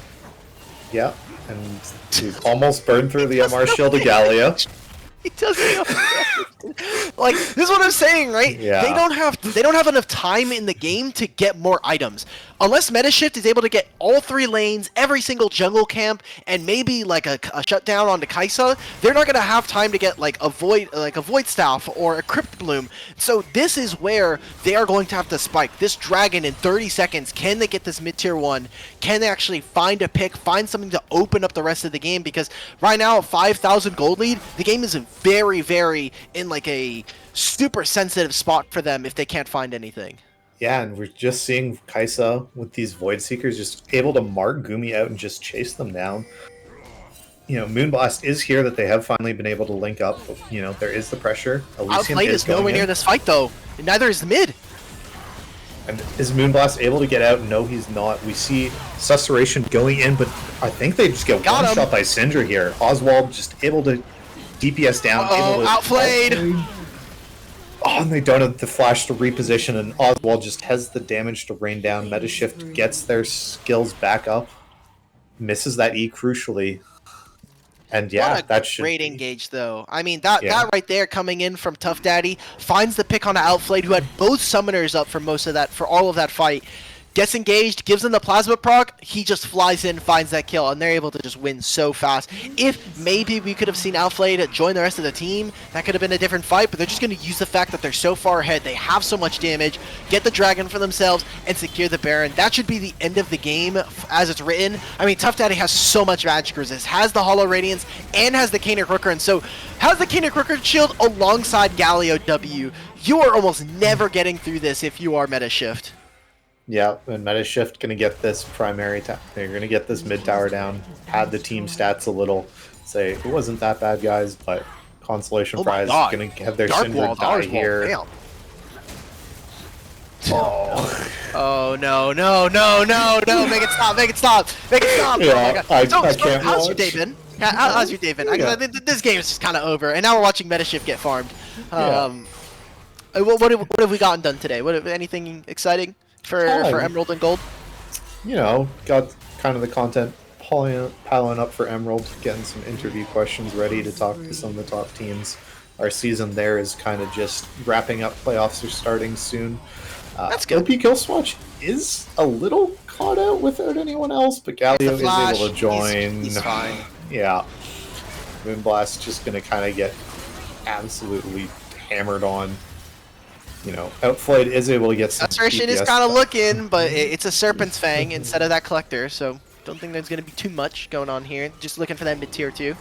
Yep. Tough Daddy goes in, Moonshot is tanky, but is going to get blown up. Plasma there we go, he flies in! Is able to dodge out of all the other CC. That's the mid-inhib down, which should lead into the inhibitor. Probably a reset, maybe you just go and join up with your bot lane, your Wukong, get that push in. Yeah. And only the rest of them do have Baron. It seems like they're a little bit it looks like they're a little slow on this one. They're like, we don't know if we want to go for bot lane. Instead, we're just going to take some of their bottom side camps. And that 5,000 gold lead immediately exploded into 10,000. They doubled it in the time that they were able to get this done. So a great game so far from Elysium, if maybe a little bit slow to kind of get stuff up and running. But yeah, we just haven't seen the effectiveness of this new top jungle coming in for Art of War. Moonshot individually kind of had some looks onto Susurration, but with OP Killswitch making some appearances top lane, they weren't able to get that much done. And Blunder has been absolutely invisible this game, unfortunately. I feel bad as someone who's kind of new to the league and someone that I haven't seen too much of, but they have been absolutely non-existent in what they're able to do. A lot of their ultimates have been escaped ultimates. We haven't been able to see the Volibear actually get into too many of the scuffles, and that's really disappointing for me as someone who kind of wanted to see what this Art of War team could do with a new roster. Yeah, an Outflayed here is getting caught out, and that is them going down, and that should just be the game. Easy to go for this mid push here. We'll see how much poke Metashift's able to kind of get down, but I don't think it matters into 3 Mountain Drakes. Okay. Alright, I'm just going to start hitting the Nexus towers. Yay! With our team. Nexus! And Blunder goes in with his ult and is now at 20% health. OP Kill Switch misses with their ultimate, and that should be the Nexus going down here in just a couple seconds. Here, we're going to see if we can get these damage numbers up, get a couple of kills on the fountain. Oh, there we go. Oh, there's 2. Kill switch. Yeah. KDA preserved. That's what we like to see. All right, 28-7 is going to be the final scoreline here as Elysium Aries take a very dominant, if not a little bit slow game, 35 minutes here up against Art of War Esports. Let's see if Art of War can kind of bounce back in game 2. We're going to take a quick break, and we're back. We'll be kind of finishing out the rest of this series between Elysium Aries and Art of War Esports.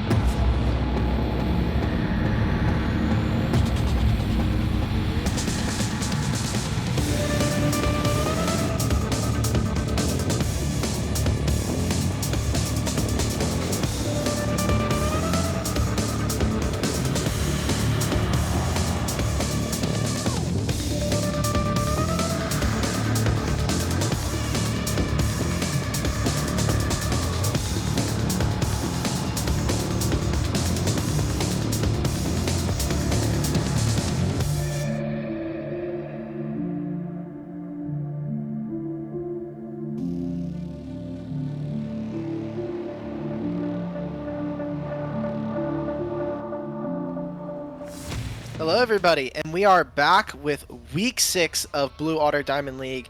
Still Ock Battery, still Storm, and we've got ourselves Game 2 here, Art of War versus Elysium Ares, swapping sides this time around, and we're keeping kind of the bans a little bit more similar. We're having that Smolder hit the ban table yet again. They don't want to have to play with Susurration, picking it up, and going for that first pick Xin Zhao. Something that hopefully this time, we got another aggressive early game jungler. We need to see if Blunder can kind of step up.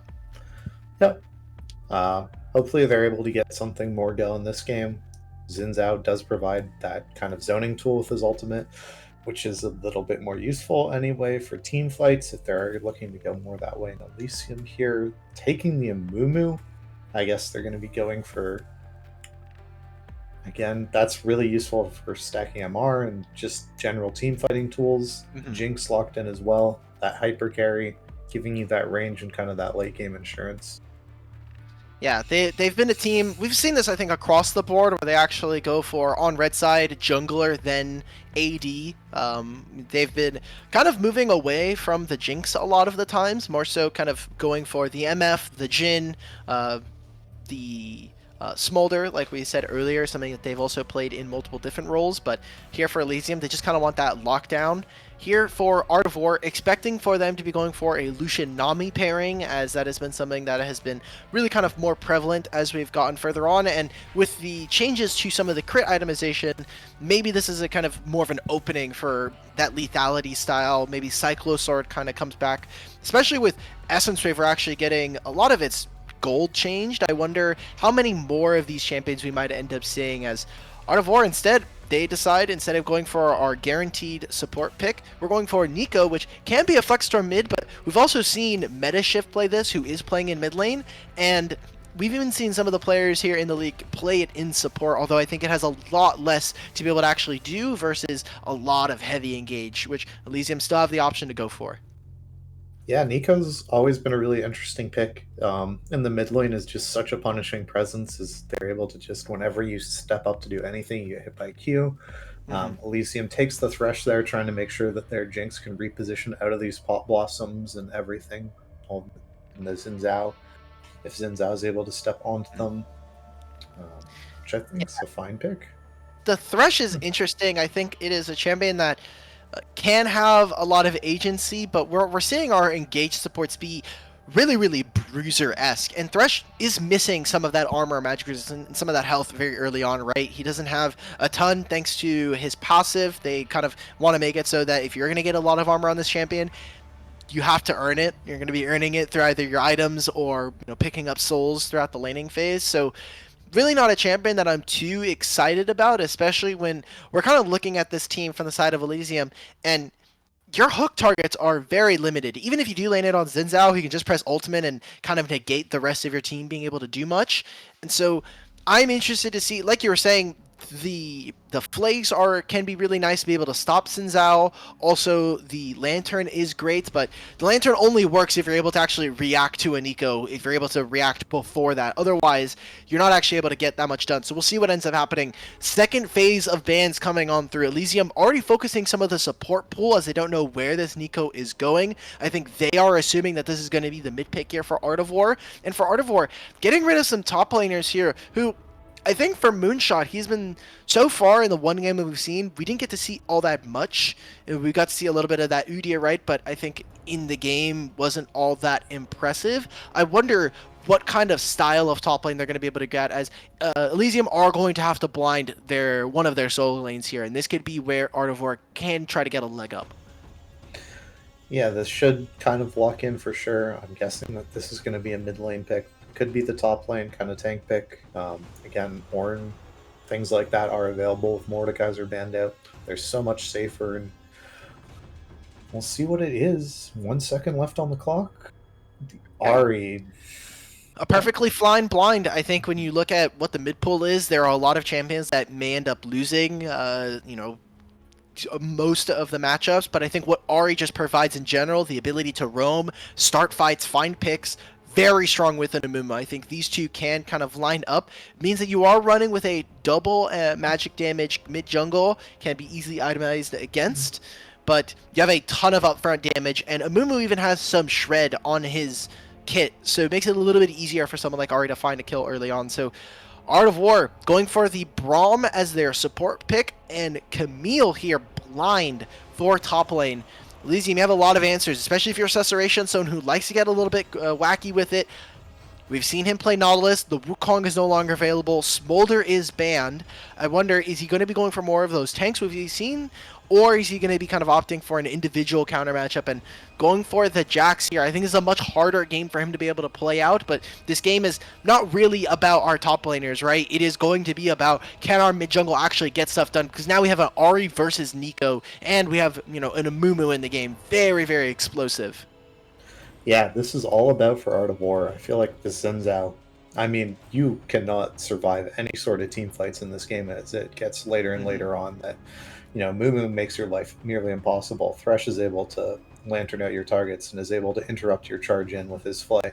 That you really gotta go aggressive, go early, get this Amumu behind, as he is so weak early on. And his Jinx isn't the most aggressive early ADC down the bot lane, that you should have a lot of priority in your lane. Lucian Braum gives you that CC and that combo ability.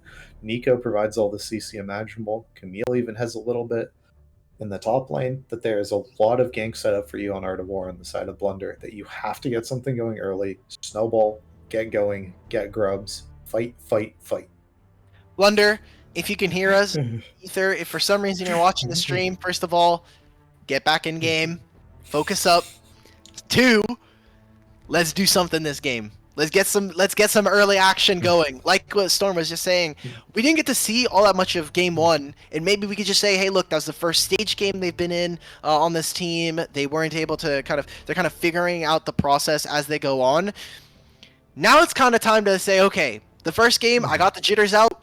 We gotta play though. We gotta do something, because if we're just gonna pick Xin Zhao and full clear and then full clear and then full clear, I'm gonna fall asleep. And Art of War are going to lose. They're gonna handily lose 2-0. There's gonna be kind of not much to say at the end of the day. And Braum, I just don't know what this kind of this team composition theoretically is. We're gonna blow up like 1 to 2 people, and then they won't have any numbers. But Elysium just have more damage. I think they have better ways of actually starting team fights that are more reliable. And this top matchup is basically going to be, even if everything goes even, how do our top laners individually actually start to stack up? Because Susurration is someone that is very greedy and I think tries to squeeze water from stone a lot of the time. And that could end up being something that we actually see Blunder punish. But if that's not the case, Camille can run this game. She has great target access onto someone like Jinx, and if they can actually kind of get all the pieces working, this looks good. But I don't know, something about this Storm, something about this team composition from Art of War is like, it's rubbing me the wrong way. I don't feel good about it. I'm not getting good vibes. Yeah, I mean, I feel like this Art of War team, this Nico needs to do some serious heavy lifting with like the flash proto ults. Like, if Nico isn't landing 4 or 5 man ults, you're not winning a fight. I feel Braum is mad useless. I don't know how you feel. I feel Braum is extremely useless this game. Braum is like, he just stands there and he's like, guys, I put up the unblockable or the unbreakable. What do I do? And they're like, okay, there's a Mumu on top of us. Yeah, I mean, doesn't matter. The Ari charm doesn't matter, bro. He just walks around me. What do I do, guys? The Braum we have picked for his passive concussive blows. The rest of his kit does not. It feels a little bit bad. And remember, this is a fearless format, right? So it means that we don't get access to Leona, right? Rel is no longer available thanks to both of those champions being played in game 1. And you even see some of the bans kind of go towards that way. The second phase, we had a Blitzcrank ban. First phase, we had Poppy, who did get touched on this patch, but we kind of talked about it. Didn't seem like there was too much of a change to kind of tone down some of her damage, considering she is mostly a tanky support, or that's the way that she's supposed to be. Kind of want to talk about this for the side of Elysium, as they've had kind of an up and down split. Their first 2 weeks, they weren't able to take a win, and coming into the last 3 weeks, they've been able to string together victories, but they're a team that I think almost exclusively throughout this league, they are probably the #1 team of going to 3 games. They went to 3 games against OMG, which they ended up winning. They went 3 games against Kediment, which is the team that currently has 0 series wins in the entire league. And then they went 2-1 versus XG, which is another team that is at the bottom of the standing. So if there's ever a team that will bring us to 3 games for some random reason, it is Elysium. For some reason, that second game just hits them. Yeah, I mean, certain teams, you just had that mental block going. I had a season in Titan where my team won every single game one, the entire split, and we would go to game 3, and we lost game 3, like 8 out of our 10 matches, I think it Oh, was. wow. And that starts to get to you at a certain point, Yeah, right? exactly.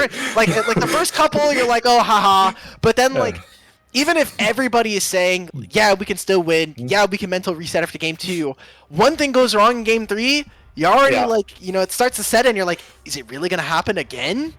Yeah, you would just game 3 would start, and I'd see my AD carry die at 5 minutes in the game, and suddenly they were muted, and suddenly the game didn't feel very good anymore. Suddenly you're like, you know, maybe we are gonna win game 3, and those are the kinds of things that you kind of like, you start to internalize, right? And that's definitely a habit you have to kick before playoffs.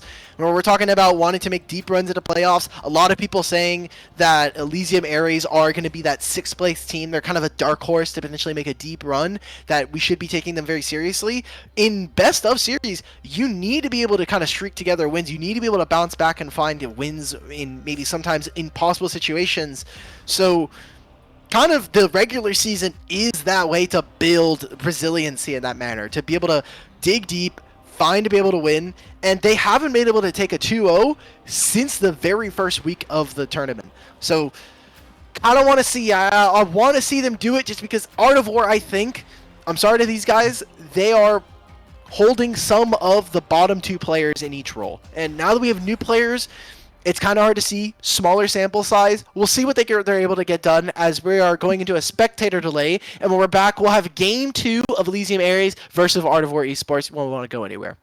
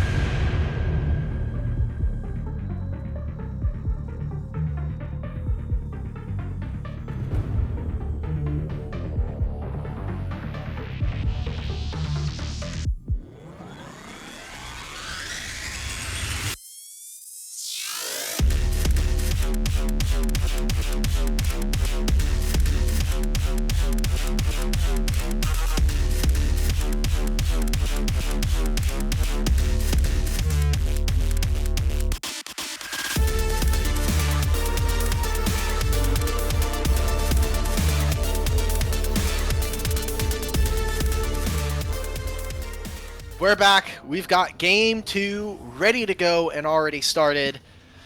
Not going to be seeing too much early on. Storm, should we be expecting, what are we looking at here between these two? I mean, this should be the early game of Xin Zhao trying to find the Samumu. They need to find where he's starting, get some early vision down, and try and get some kills. This top lane matchup is incredibly volatile with Camille into Jax. Camille taking the Ignite as well, trying to look for some of that solo pressure. As you're able to kind of... It's all on the Jax, right? It's Counter-Strike. Do you use Counter-Strike to dodge that Q2 of precision protocol, dodge the Cho'Gath ult, or do you get hit by it and lose the trade and lose everything else? And we'll see. Oh, he's standing outside. He's standing right outside. This is so funny to watch. And then, Nico should be able to have this early push and kind of pressure onto Ahri. We are able to get some early vision down. We see there's the Raptors ward for the side of Art of War. So they know where Mumu is kind of starting towards blue buff or not. Yeah. And Jungler is actually going to be starting on the bottom side of the rift, so they should be hopefully pathing towards their top laners. yeah, hopefully. See again some of that pressure down on meta shift. I'm so sorry, Storm. So Susurration is playing the fishing game. He already got 4 gold off of it. Yeah, I mean, it's just over off that. How could it not be? Look at that, and he got the E-Trade. Yep. Yep. Game's over, guys. Top lane's just so free. Look what you can do. You just farm 4 gold as Jax for free. Oh my god, how do you even come back from this lane deficit? Yeah, and it's just, again, for this bot lane, this Braum, you really don't have a lot in this lane. Susurration is able to get this really good trade with the E. The minions counting towards that damage. Level 2 spike for the bot lane. Hook does go wide, unfortunately. But we get this Flay in. Oh, that is some early damage before. Yeah, they haven't hit 2 yet. Jinx Sap connects. Susurration again going in. Camille again has no flash, so this damage is really, really important because you can just flash onto their face when you're crashing this wave in. Yeah. There's not much for them to do. We'll see if they're actually able to kind of move on out. But right now, OP Killswitch already making his way onto his 4th camp up on top side. Now, with where the wave is and with him being able to use Counter-Strike here, will mean that this wave is going to eventually bounce back on this next wave coming up. But until then, I mean, it's really kind of just going to be stuck under his turret. So Susurration has a couple of options. If he had immediately gone into the brush, found a recall, he actually would have had a timer to move in. But as is, he actually gets spotted by this ward that is sitting in the brush that he knows is there as well. So Moonshot can just very freely farm this. His jungler is almost behind him if he really needs to make the trade, but this should be a good spot for them. And Tough Daddy actually just flashed out of mid. Big find here for meta shift. Yeah, that's huge. I mean, the E from the Nico, if that had have landed, landed into that Q, the Blooming Burst, into some of those procs, and probably would have gotten Moonshot doesn't low. know. Yeah. Moonshot knows? Okay, now Moonshot obviously knows, but... Yeah. Again, just procsing down. And all the junglers are here. We are able to land the bandage toss. That's going to be it. No flash out. Susurration gets it up. Blunder's just looking forward. Lands the key flash. But Susurration is able to just flash away.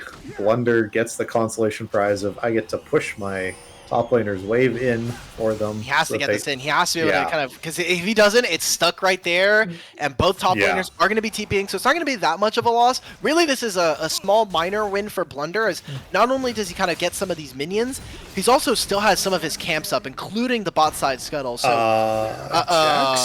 Susurration? Yeah, we shin it up.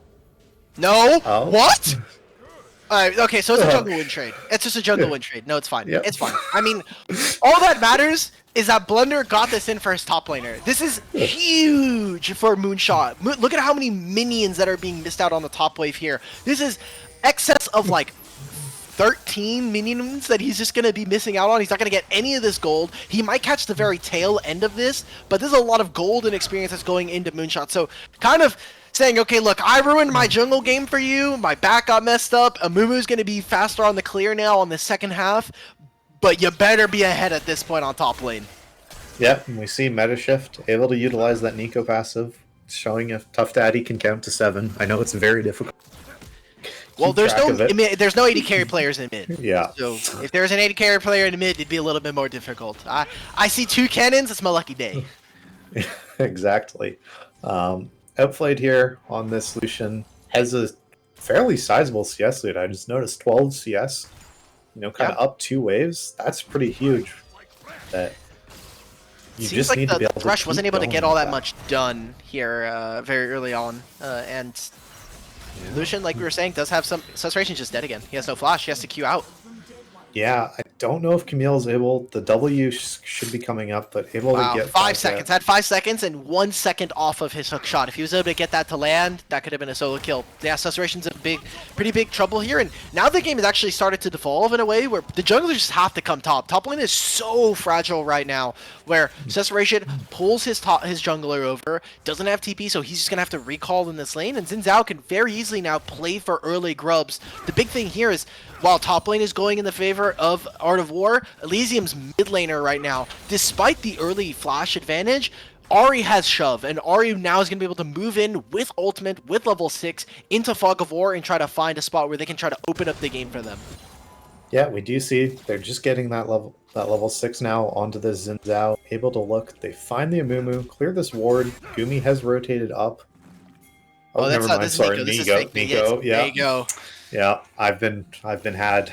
Oh, second support in my game? Free Yeah. gold. There's just free gold running around the map. Yay!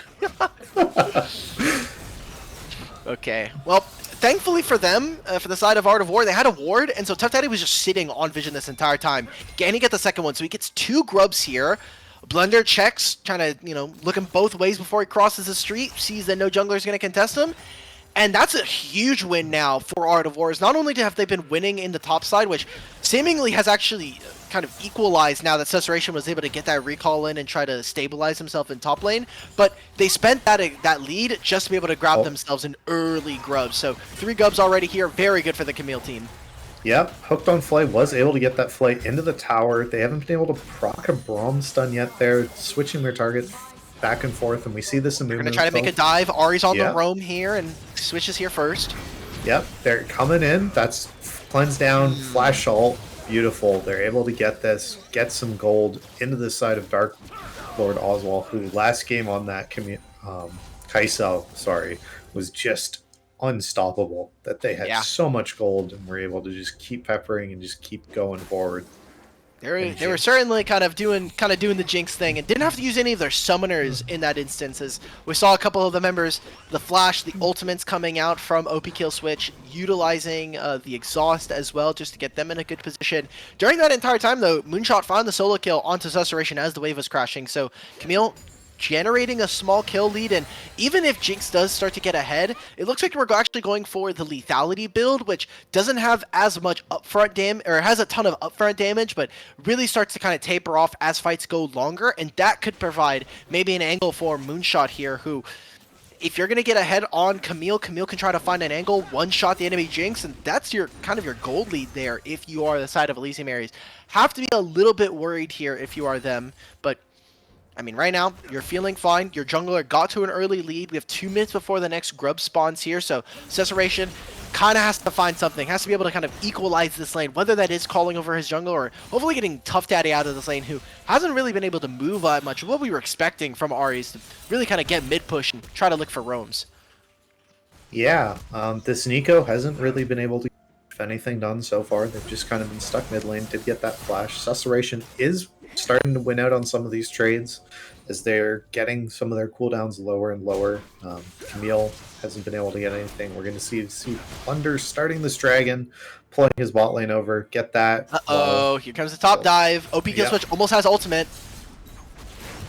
Is going to commit that first Q, and that should be it. Kill Switch gets out, get the plate. That should pretty much equalize out top lane completely. Yeah, not only in terms of the gold, but right now, because of not only that kill, but kind of some of the lane and how it's been going, Susurration is going to be up almost 1,000 gold now with the turret plate in his back pocket, with his full wave missing out. Moonshot barely had the Hextech Ultimatum up and available during that fight. The Ignite was no longer there for Moonshot, so he's slingshotted himself into a really comfortable position as this Jax, being basically half a level up and 1,000 gold. Right now, the top side for Elysium is looking really, really good, and OP Kill Switch is making a lot of this work kind of happen thanks to the Samumu. Yeah, and we're seeing the Samumu is going full tank. It's not building the Faded Ashes that did get that minor nerf this patch to hit their jungle monster damage that we have been crying out for, I'm sure, for weeks. Maybe months. You can only beg for so much. You can only get so, you can only get so much. We're only allowed to have so much fun. And yeah, just kind of see. We need to see this Lucian kind of been able to get some sort of culling damage down, but Kill Switch is down here, able to land these bandage tosses into the Flay, and that should be another couple of kills onto this Jinx. We do miss the rocket, but that should be the going down. Hey, no, okay, give it to Tough Daddy, guys. Please give it to Tough Daddy. He needs something here. Yeah. All right, so they get that kill, they get that assist for their team. Moonshot's probably going to be going down in the 1v1, gets the jump, one more leap strike, and it's a flash from Susurration. The wave's in a great spot. There's not much for Blunder to do here. Fantastic stuff coming out from Elysium Ares on both sides of the map. Really getting a lot done, utilizing the Thresh as a way to kind of cheat Amumu a little bit of distance in the minion wave. Metashift actually made the teleport to cover this wave, but that means he's missing out on this mid wave that's currently crashing out on the turret. And Blunder, he got 4 grubs, but kind of has to make the outplay of the Sentry. TP coming in from Moonshot. We smite away the 5th grub, pop the ultimate, able to disengage a little bit. That Camille ult was great in pushing them away, but I don't think it's going to matter, and that's just going to be the TP into the death, which is just going to set this Camille so far behind. Yeah. That Susurration is now going to be able to get this grub. They are able to pick up that, and let's go Outflayed. Is able to get some damage down. Cleanses, look at the moves, isn't able to get it, and this should be another kill going over to this Jax, who's now 7-2. Wow. Oh my god. I feel like Susurration kind of like tripped and fell into some of these kills, right? Like, he's getting stomped in lane. He found some early assistance from his jungler, but aside from that, I mean, that was a pretty messy fight coming out from Art of War, and we got to start thinking not only of the potential win that's coming in here for Elysium Ares now that they are 12-4 at 12.5 minutes. Who has to switch their name? Like, what are we thinking about the name change here for Outflayed? Because we got Hooked on Flays, actually got their Thresh, and now we've got PFX Outflayed. What do we think of the name change here for Outflayed? What are some names we can come up for him? Because I know we have Flaydon who works here, but like that's something a little bit different. I don't think we can take that away from Flay. Flay's been an old timer here in esports, so we gotta start name change. We gotta start brainstorming some of these names. Yeah, it's always hard. I mean, I have the awful name of when I was 18 and started computer science. I thought Control-Alt-Delete was the coolest thing ever, and I've been stuck It is. with that. I think it's a clever name. Look, don't let anybody bully you, okay? Yeah. There are some people with some worse names, okay? We literally have Basting, who thankfully did change his name apparently. I think it was requested of him. Look, we're at week 6. It should have been requested by week 1, and it was. But Basting just had to do it. Basting just had to wait for them. All right, they baited it. Now teleport's coming in. Yep, Tough Daddy does have the ult, able to land this charm. Hopefully, one more charge. Just damage coming through. Blunder is here, able to get this forward, is able to get this kill. I think the Ignite actually finished off. Blunder gets charmed up. There we go. OP kill switch, gonna pick this up. Blunder going forward, isn't able to get hooked on Flay. And that'll be just another kill over. Now, killing this 14 kills, kill a minute, going well for Elysium. OP kill switch. You gonna get out? I don't think Nico does enough damage here. I think Nico actually might go down if Tough Daddy really wanted the smoke there. He could have gone for it. They got 1 kill during that trade, and for losing 2 members, I mean, it's good for maybe Outflayed as he was able to kind of pick up the rest of that minion wave, but aside from that, fantastic stuff coming in from the side of Elysium Ares. We'll be expecting them to move for this Herald that has now spawned. They weren't able to get any of the grubs, but being able to take that away from the opponent, that really should be the next play. I really don't care about this dragon right now. You have 5 grubs as Art of War, we should be saying, okay, look, we got the first dragon, we have 5 grubs, we should be playing for turrets so we can try to explode these turrets. But instead, they're going to give this up, and actually, Susurration's going to be the one to solo out this Herald, wasting a lot of his own individual lead to try to get his team this objective. Very good for the side of Elysium Ares, and kind of a big takeaway. I'm kind of disappointed, but not to be unexpected. Art of War have been a team that have really struggled when it came to mid-game macro and how they were able to kind of get through fights. Yeah, and this fight is erupting. OP kill switch is getting engaged on. They're able to get lanterned out. Gumi is able to run at them with that Braum shield. But it is just going to be the disengage. Jax is able to go up and catch this huge wave that Camille had been slow pushing up. Now Camille's just kind of stuck in that awkward thing of, do I take my jungler's camps and have them yell at me, or do I go... Piece of shit, yes, you should take your jungler's camps. Your jungler's up 30 CS on a Mumu and 0-3-1. We are 4,000 gold down, take his camps. I don't care. Your jungler's never coming top anyway. We already lost the Herald, just take his camps, who cares? So, right now, like you're saying, Moonshot's just going to collect this wave. Susurration's going to continue to keep his item advantage to himself and take his recall. Get himself a Steric, so very, very tanky there for him. And it's going to be kind of difficult to kill Susurration. We're already talking about the lack of damage. I know we were talking about this last game of Art of War falling behind, not having the damage to kind of make things happen. And that's just kind of the case now, where they are going to continue to fall behind, and other members who are generating leads in other lanes are going to kind of compound this loss for them and make it more and more difficult to try to find more of these kills. So it doesn't get any easier from here for the set of Art of War, and it feels bad to watch, you know? I want to see them be a little bit more active. I want to see them actually try to go for plays, but we're just not seeing any of that. I have not seen Metashift use an ultimate and flash someone ever in this game. We're 16 minutes in. That should have already happened once.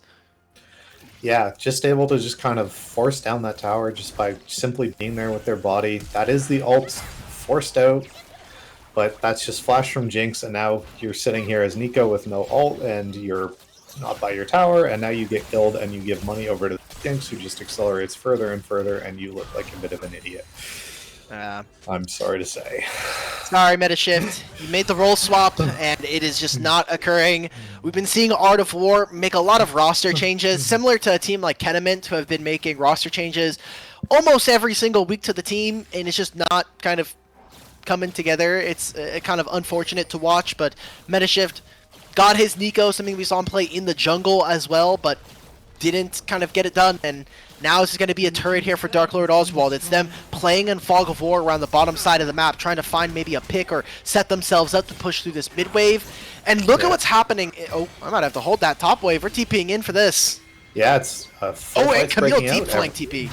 Yep, Mumu goes in, gets the flash bandage, but doesn't have any follow-up. Sanzarino goes in, wastes the leap strike and everything else, but is able to get lanterned out.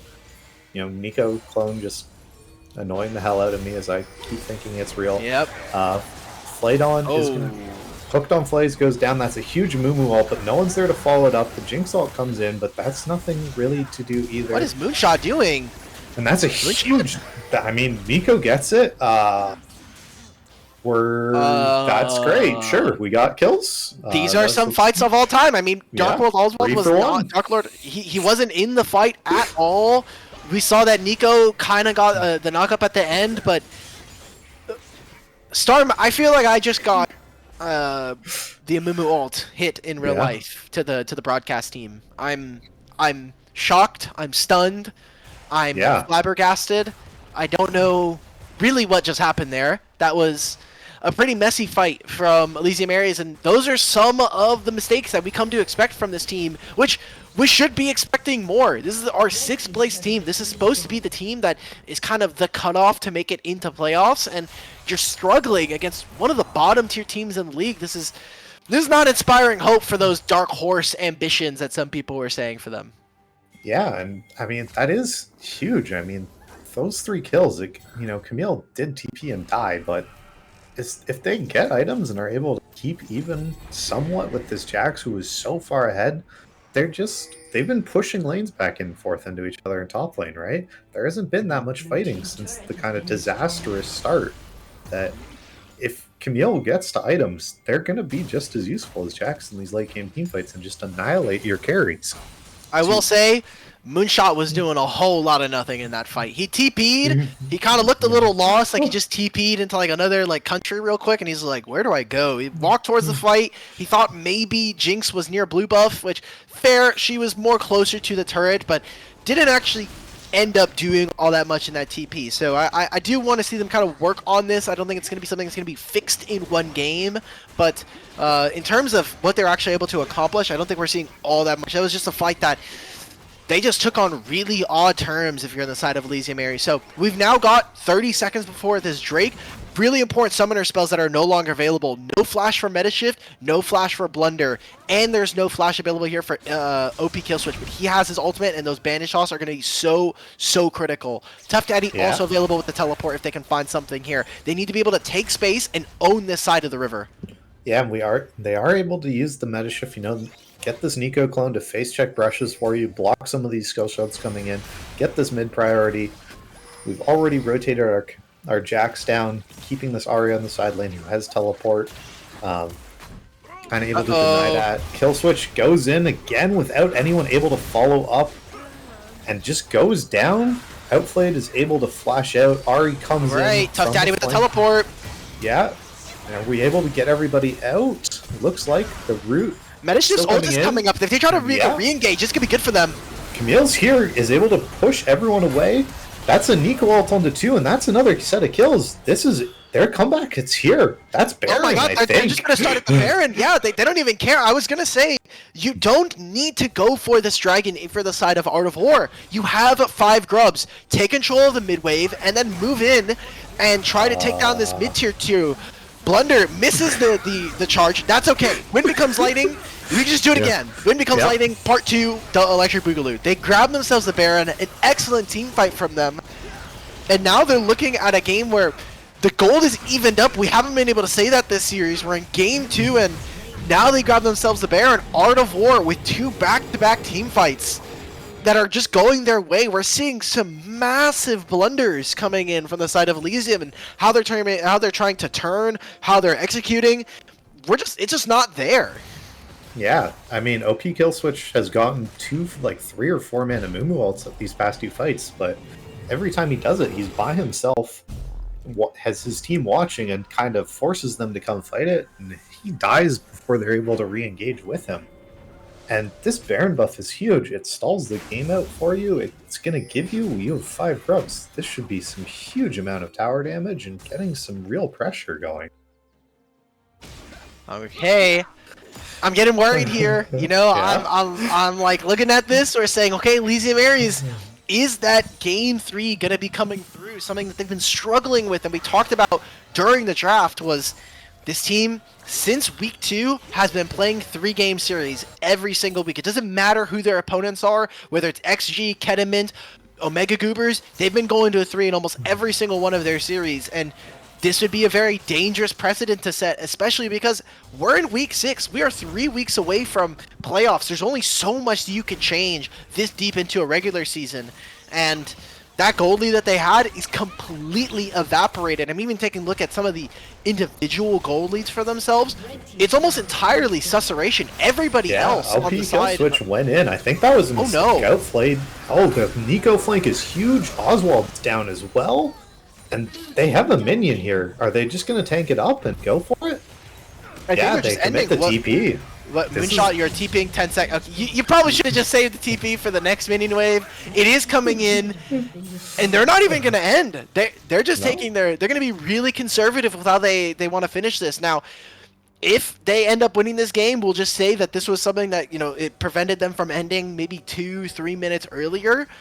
And for the side of Elysium Ares, if they somehow come back in this game, this replay right here, with them going in mid, them taking the mid-tier 1 or mid-tier 3, getting the inhibitor, that could be the place that we kind of look back and say, this is where they could have ended the game. They could have pushed their lead just a little bit longer, but instead, take their recalls, they'll grab themselves the 3rd Drake, put themselves at Soul Point. And now, I mean, Storm, we're in a very weird position. We're in a spot where Elysium Ares, dominant early game, now falling apart in this game 2. Yeah, it's a kind of a horrible feeling you got to feel for them, that everything went right and you kind of went, well, we've done it, this game's over, kind of shake our hands of this.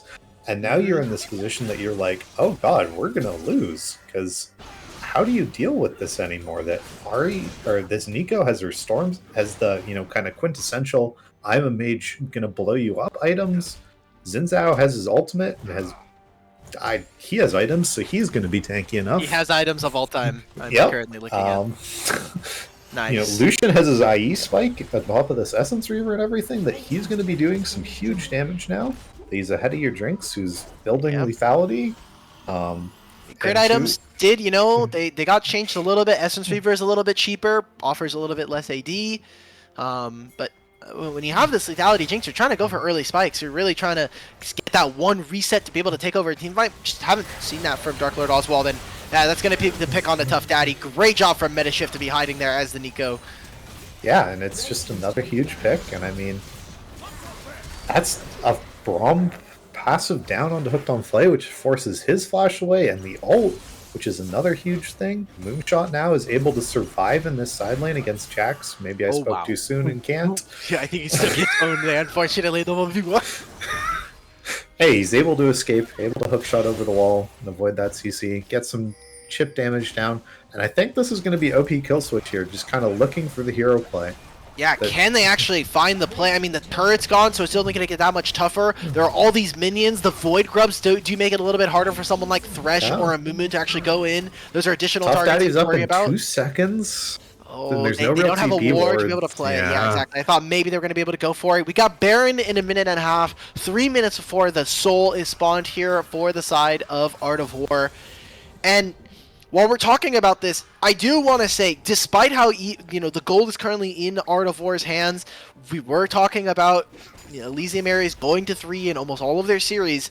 They still have the composition, I think, to be able to get it done. They have such a large upfront burst with the Amumu ult, with Tough Daddy and this Jinx. They should be able to find that first kill very easily. But they just haven't been really kind of firing on all cylinders. I think a lot of the fights look very disjointed. So I want to see them kind of coordinate back in. And again, in any game, it's not over till it's over. And it takes one team fight for them to be able to turn it around with this Jinx. Yeah, It does have the infinite edge now. Yeah, that is a huge spike. There's kind of 2 minutes until this. I mean, it's 40 seconds on the Baron being up. You're able to just stall that. There is these super waves pushing in through your top and mid that you're able to funnel some gold into yourselves with these super waves catching in and get you back up. OP kill switch, going for his Raptors. Does he die for it? No, but... Use the ultimate, though. Maybe they find this on the Moonshot. Yeah, and Susurration is getting just culled down. It's forced to flash away as well. And that's not seeing the lantern, some of that communication maybe it's breaking down a little. And they just lost out on so much. I mean, Jax, no flash anymore. I mean, OP kill switch going down right before the Baron. Tough spot to be in if you're the side of Elysium Ares. And for Art of War, they've been able to pick up individual wins. They've been able to kind of chain together some wins, but the series have just not been going in their favor. Almost all of their series have been 2-game series. It's kind of the inverse. Elysium Ares, since week 2, every series going to 3. Art of War, every series past week 1, 0-2, 0-2, 0-2, 0-2. So they've been getting swept for the past 5 weeks in a row. And I think finally we're going to kind of see some of this. Maybe this is the kind of the changing of the guard. If you if you're kind of plugged in on the stream, or if you're plugged in into the Discord, a lot of the match histories are starting to come on through. We're getting some of the other matches finishing. Kediment actually took their 2-0 versus XG Leviathan. Very big win for them. I want to say congratulations to them as they've won their first series here in Blue Water Diamond League. But we're seeing kind of maybe this is just our upset week. Maybe week 6 is the upset week, but that would require for Art of War to win yet another game here. And, if they can win 1, who's to say they can win 2? Yeah, I mean, these super waves are just kind of starting to stop here. They're just kind of using this Baron to just kind of guarantee their soul instead of looking for the end here, which I don't really agree with. I mean, this mid-wave inhibs respawn. You have this big wave to push in. Yeah, 5 grubs as well. This should be really easy take for you on both side lanes. The hook I'm picking connects. Nagumi, I just don't think it's real. They're looking around these. Oh my god, meta shift. Nico, oh my god, that was so big into Blunder, pushing them back, and that should do it here. There you go. That should be the game. They're going to find 2 members immediately. That's the top and jungle. Tough Daddy. Not much. Yeah, I mean they proc the ult, but what's that gonna do? Gonna start hitting down these Nexus towers, blunder, getting some more damage in. Thresh gets the hook. Moonshot able to get this silence down, able to get in with this ult here. Oswald isn't able to get this kill and get this reset going, and they're just gonna focus the Nexus, save the KDAs, and we're gonna send this to game 3. Wonderful stuff coming in. I just want to get us right into the game, so I'm not going to do too much talking. When we're back, we're going to have the exciting climax to Elysium Ares versus Art of War Esports. Don't go anywhere. We're going to be right back with Game 3.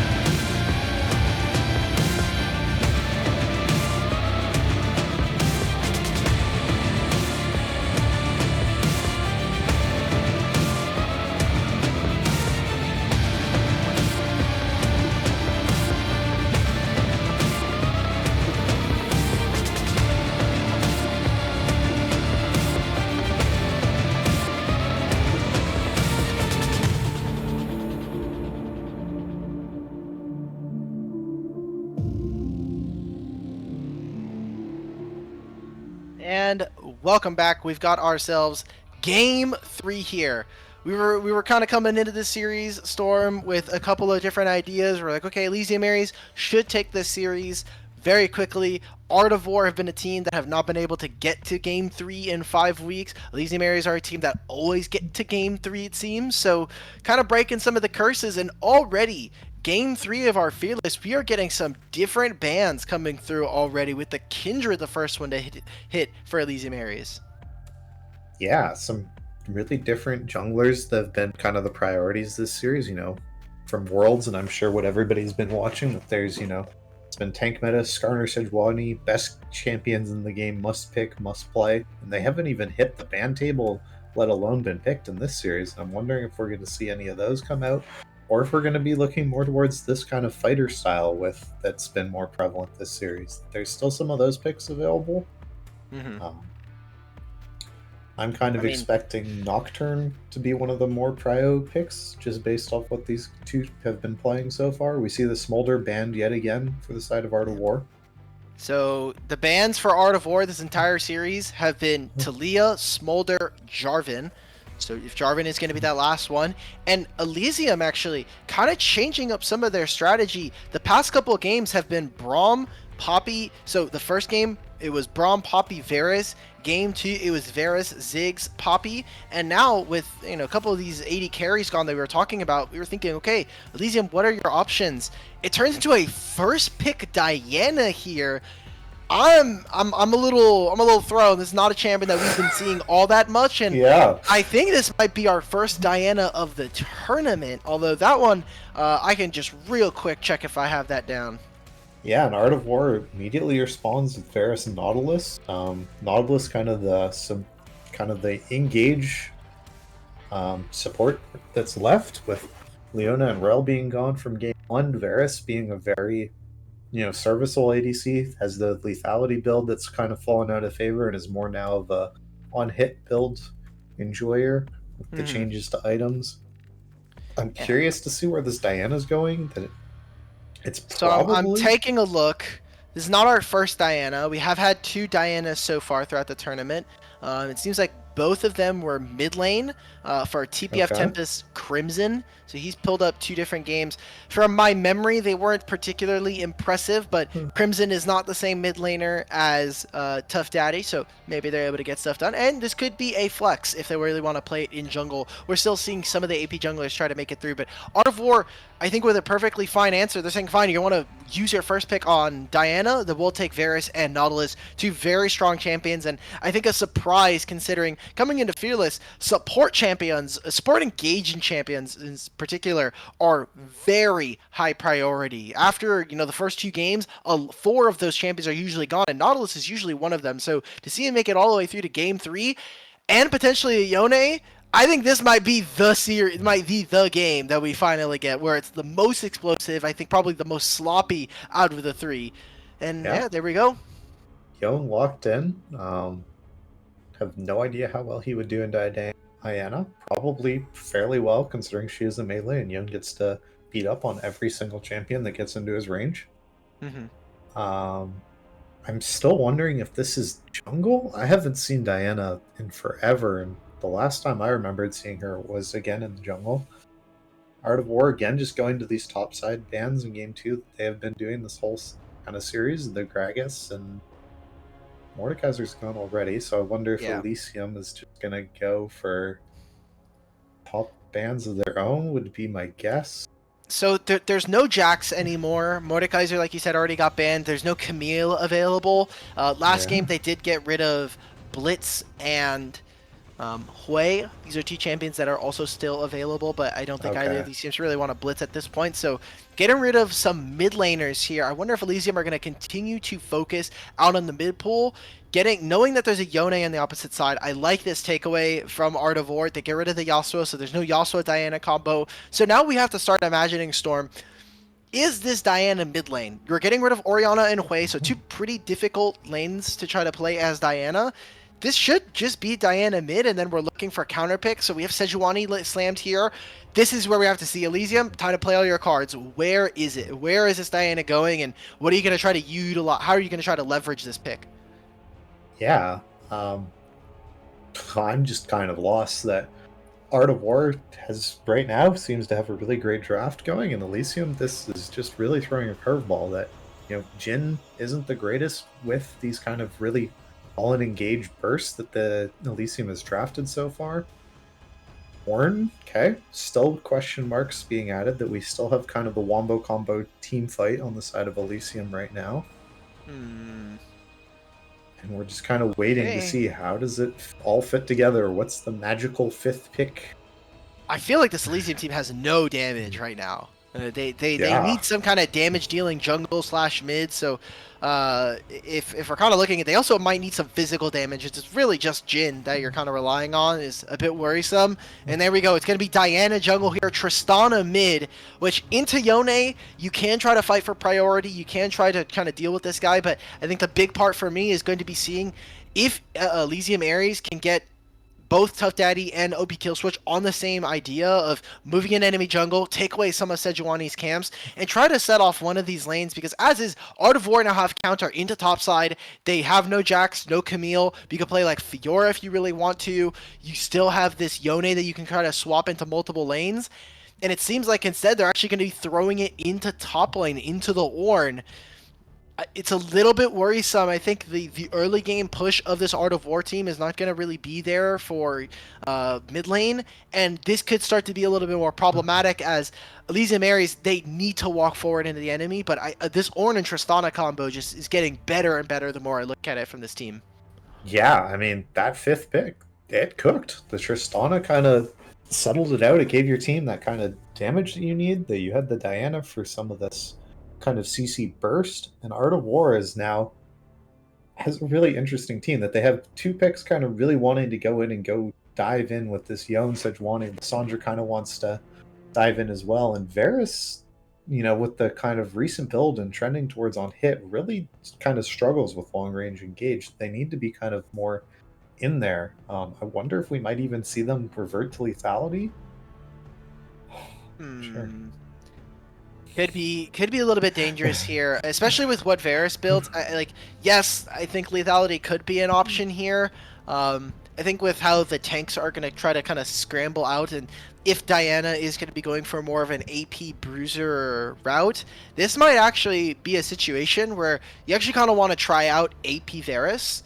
The ability to be able to burst out max HP targets, I think also the fact that Varus then has access, or can still have access to something like the oh my god, I'm forgetting what this item is. Ashers? Zonia's. Having the Zonia's. Having Zonia's slash Seeker's Arm Guard is huge. Being able to stop the engage, be able to, potentially stifle an Ornn or a Diana from walking in and getting off a ton of damage.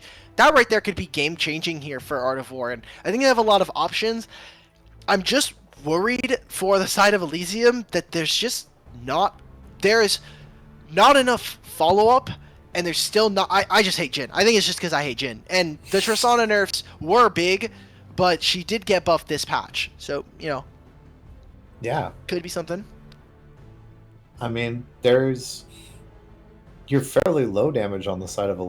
It is kind of consistent, right? It just always keeps coming out that Jhin is able to just kind of poke from those miles away and should be able to keep themselves safe against this. That, unless they get caught by a Sejuani ult, that they should be able to cleanse and just... They have an Alistar and an Ornn to kind of get through, that I don't see how Art of War is able to kind of get to the squishy nougat of these carries for Elysium. But if Elysium is the ones diving in themselves, are they going to leave their backline just exposed to this flanks? That I feel Lysandra should be able to wreak some havoc if they're able to get some deep flanks off, things like that. Yeah, and we're also not seeing, I think, strategically from both of our mid laners, we're actually not seeing too much of Metashift actually make very many roams early on. So I think Lysandra is going to be quite limited in what she's able to do, and this game should be one where we see Tough Daddy really exhibit how smart they are about the map, because they have been the one to make the first move. Usually is the one to be able to walk into Fog of War and try to make a roam down towards bottom lane and the like. So I want to see how Tough Daddy is able to navigate this as a side laner this game, because into Lysandra, you always have to be worried of potentially another person being there. But as soon as you have vision, as soon as you have knowledge of where enemy jungle is, where the enemy support is, could this Lysandra be by yourself? Tristana should have very easy access to push the wave and dictate what the game should be like to the enemy mid laner.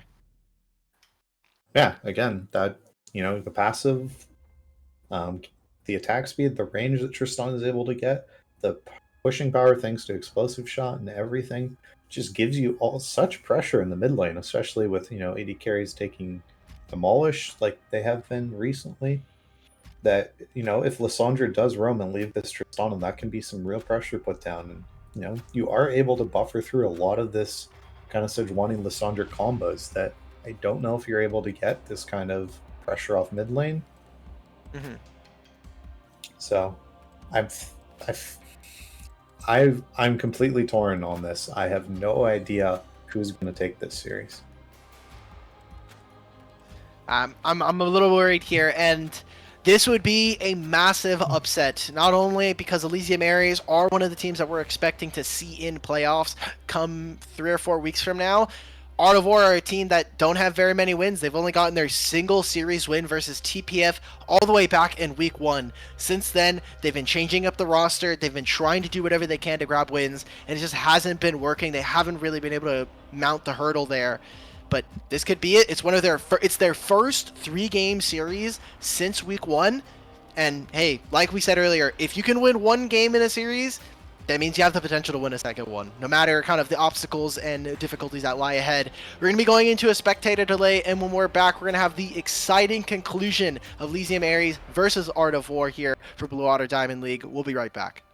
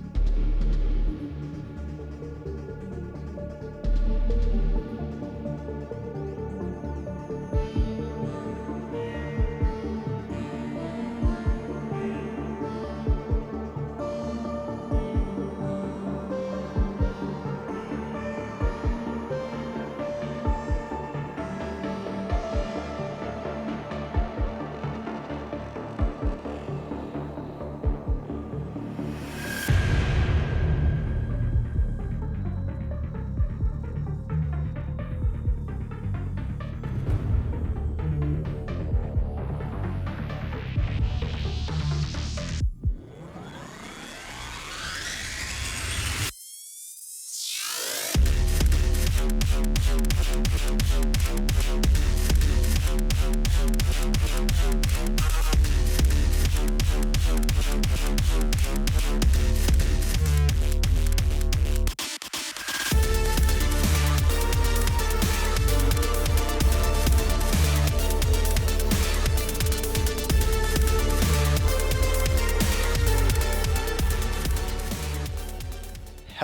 everybody, we have got game 3 here, our final game of the night for Blue Water Diamond League, and Elysium Aries looking to try to piece together their second win here. Art of War trying to get their second ever series win in Diamond League.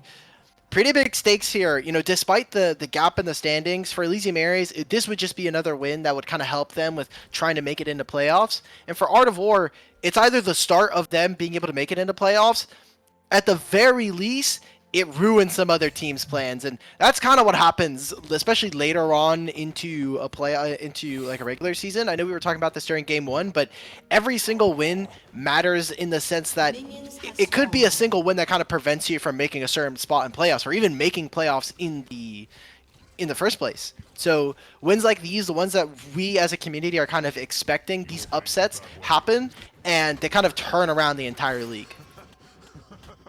Yeah. It's always great to see when teams are able to. That's why we play the games out, right? If it was just the predictions and everything, we wouldn't have seen this, and it would have been a 2-0. And now Art of War's picked up their win. They're coming in, and they have some really strong picks and some really strong synergies together, right? Yon has been a premier kind of pick for as long as I can remember him being out.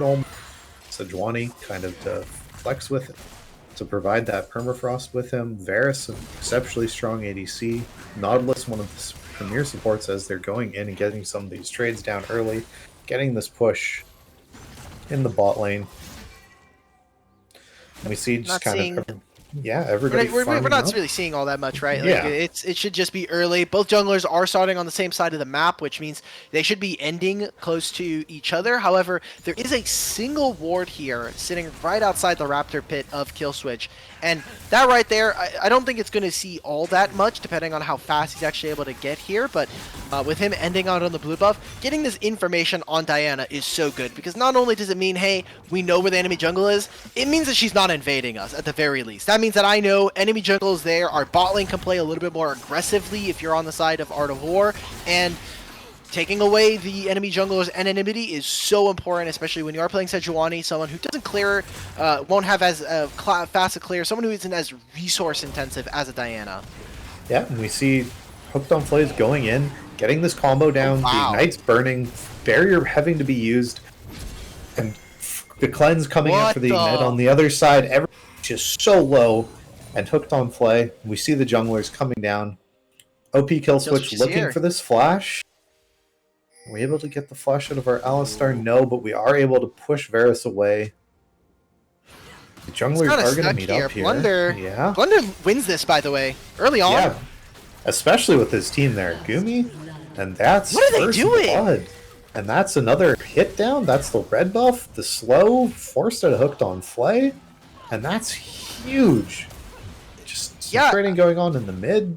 That's damage. I just don't know why we're ever walking there. Like, yes, their bot lane is there. Really, what you should be on Diana doing in that situation is you're just standing there preventing the enemy bot lane from walking up. They don't get to hit the wave. They get to miss out on all this experience. You crash, you get your bot lane a reset, and then they're stuck in lane. They're always going to be behind 5 to 10 seconds. But here now, they're just making behind. Blunder's behind them now.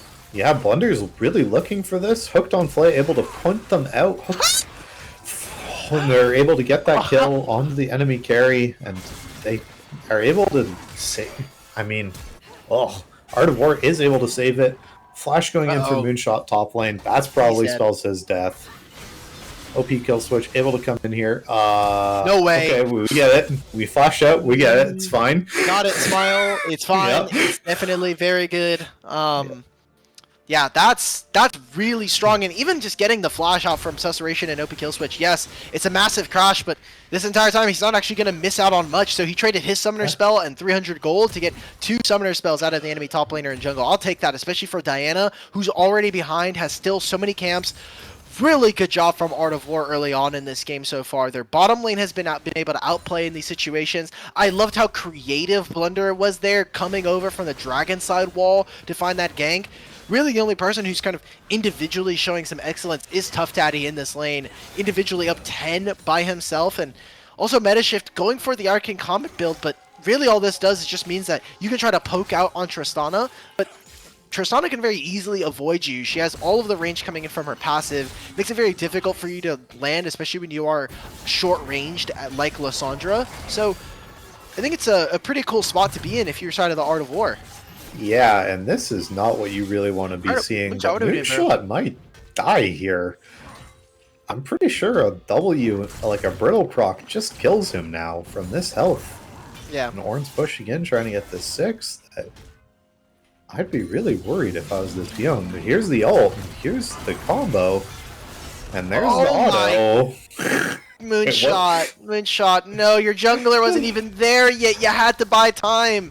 Usually we see those trades, it's mostly just to, get them in a position, get them nice and primed for a jungle gank. Susurration should just be looking for the execute at the very least.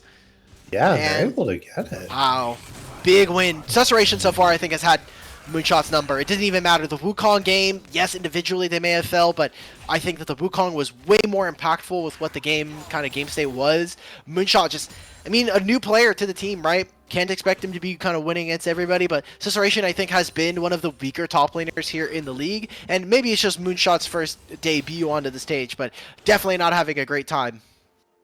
Yeah, and we see, Varus building that early Vamp Scepter, so they are going for this more, and taking the Lethal Temple, that they are going to be going for this on-hit build. Both junglers just full clearing, getting their stuff down. We're going to see if this Diana is looking towards the spot lane, or if they're just going to keep clearing, maybe. Yeah, just heading to... While Diana is kind of getting through these camps, they're just buying themselves time, right? Like, we want to see actually more of the game becoming destabilized throughout the lanes. If you're Art of War, you do not want to try to play a farm war versus Tristana and Diana. Good flash coming out from Gumi, just to be able to get out from there. You also do have the Sejuani here, but more importantly, Sejuani with no ult versus Diana with is very, very dangerous. Yep, meta shift, forced to face check into Tough Daddy. Is going to take a huge trade into that. And with the ult available on this Tristana, that's a kill that you can be looking for. At least forced to trade your ults, which is not what you want to see. You'd be thinking that there are some different picks here, right? Because Diana, I'll have to hold that. Nice cleanse coming out. They're not able to land that. They'll just get this wave in, and I assume that this should just be them looking to move towards Dragon, as they knew Diana was on this bottom side. Tough Daddy is winning the 1v1 trades versus Lysandra, and that's with Cole and Recurve though. He has not been able to reset. It's not like he has a ton of damage here. He is just like kind of min-maxing, auto-attacking this guy to death, and Metashift not having a great time in this lane. He is completely set into that utility mindset with just the Lost Chapter in his back pocket. He's gonna hope that come team fights that he can try to find a flank with the claw and maybe try to set up onto a single member. Yeah, and Ornn is getting really close to finishing off his Thornmail, which is just an incredible rush now with these new item changes. Did get nerfed a little bit this patch, but still provides so much damage early, especially to auto attackers like Yone. You see an engage happening, Hex Flash is being used, slow from this Jhin, able to keep his support Nautilus alive. But those are trades you cannot be taking. Alistar does have that, inbuilt sustain with his passive. It's not a lot, but it does do enough as the lane progresses and gives you that HP advantage. Yeah, I think the more important part here for Gumi is that when he does take all of that, when they do take a ton of the damage there, like we just saw, it means that come another trade, maybe if Diana does make it into bottom lane again, they can go for a dive and just kill this Nautilus. And instead of playing for AD carry, you're just getting rid of someone off the map, and that's going to be really important damage, especially when you look at all of the ultimates that are available. Diana, Jhin, so even at range, they can try to take down this Nautilus and put him in a really bad spot. But early wards mean that they spot out where Diana is, they know exactly where they need to be, but look at where the lanes are right now. Wave is being pushed in by Elysium on mid lane. Bottom lane, same thing is going on here. Moonshot's really the only one who can clear a little bit faster than Susurration, but it doesn't turn into all that much. It just means more advantage, more gold, and I think more vision that Elysium Ares can try to place down here. And we have Grove spawning in 40 seconds. Their bot lane, now that they've gotten that recall off, they can be in position for this objective. Yeah, I mean, the Grubs should be, again, a huge contention and something you really want to fight over. You don't want to give, you know, Tristana any Grubs. It just means that she's able to annihilate things in the side lane, but on the same principle, it's that Yone, right? That both teams have really explosive side laner potential, that Grubs should be a really important fight here. You know, and they're up before this dragon, which again, you really want to try and get this mountain dragon. It's a lot of stats, and I'm really unsure if we're able to rotate our supports over and just get this fight going. That's probably going to be a 4v4 here. Yeah, so they've even moved their AD carryover, and they're gonna have Moonshot be able to TP, so it will be a numbers advantage, but it has to be after they get this. And wow, OP kill switch, massive respect to enemy jungle there, using the flash immediately. They have Ornn ultimate. Why are we fighting this, guys? Elysium, wake up! What are we doing? We need to be fighting for this. Our Tristana just had mid push, and we're not even pretending like we're gonna go for it. That's 3 Grubs now. If they can get another one, that's 4. They'll summon this up. They're gonna be late to enter the pit. And again, Moonshot still has plenty of TP. Yeah, that's 4, and they're able to get out and keep themselves safe. That, I mean, that's an engage on the Lissandra, but it's Lissandra. That's not really. Who cares? They can try to make a re-engage here after all of this is done here. Diana looking for the play. Yeah, just looking for Outflayed over the side here. That is a really big ult here, and that is a lot of damage down, but nobody's fallen yet. That's damage onto the Ornn. They're able to get it. Outflayed is just stuck in the middle of everybody, and they're not able to get anyone down. Oh, they do trade one onto the end on the kill switch, but again, that's nothing. And what's my top laner? Meta shift is went back in. Yeah, I guess he did, but like Moonshot, we have teleport. What are we doing, brother man? Oh no, he had a completely fine setup. He had so many wards he could TP into. Jhin is never going to be able to stop you on the recall there, so just go for the TP. If you're there, that's an extra member. You have Yone ult as well. They were so close to finding kills. Just a couple of small mechanical misplays, barring even just the teleport not going off. I mean, Outflayed was looking for the kill onto Susurration. Susuration's able to stun him alongside Hooked on Flays, which cancels one of his abilities. Then he flashes over the wall. There are so many mechanical misplays coming out from their opponents. I think it was a very easily winnable fight for them, but Moonshot just kind of tunneling on the single wave of bottom lane instead of just going for the fight and getting his team into a better position. So they got 4 Grubs. Still good for them, but that's 3 kills onto this Tristana, who's already winning the lane individually. Now on side lane, you have to be worried if this champion, who else is supposed to match when your Yone is so weak at this point? Yeah, and we see Gumi getting stunned up, but Blunder is here, that we are each team getting ready to fight this dragon that's spawning in just 15 seconds here. Tristana's here to get this bot push, get you down. Yone TP's top lane for some reason into Ornn. Guess that we're just not going to have our top laners in this fight, but nothing really comes out of this. That is Bork Spike, but that Ornn has the Thornmail done already. You're not going to be one-shotting him. He's going to be able to drain take him for a little bit. Susuration's actually just saying, I'm going to drop this, or I'm at least going to drop this wave to try to get vision. They should know everybody's here. And while they are farming this bottom wave, Lissandra can go mid, but this should not be where we're looking for a fight. Or Lissandra's nowhere near here, guys. Yeah, hooked on flight. Gumi goes down. Tough Daddy picks up another. Able to rocket jump forward. Another kill. Gets the slow. Gets another knock up into just absolute decimation. And that's a really, really bad look for Art of War.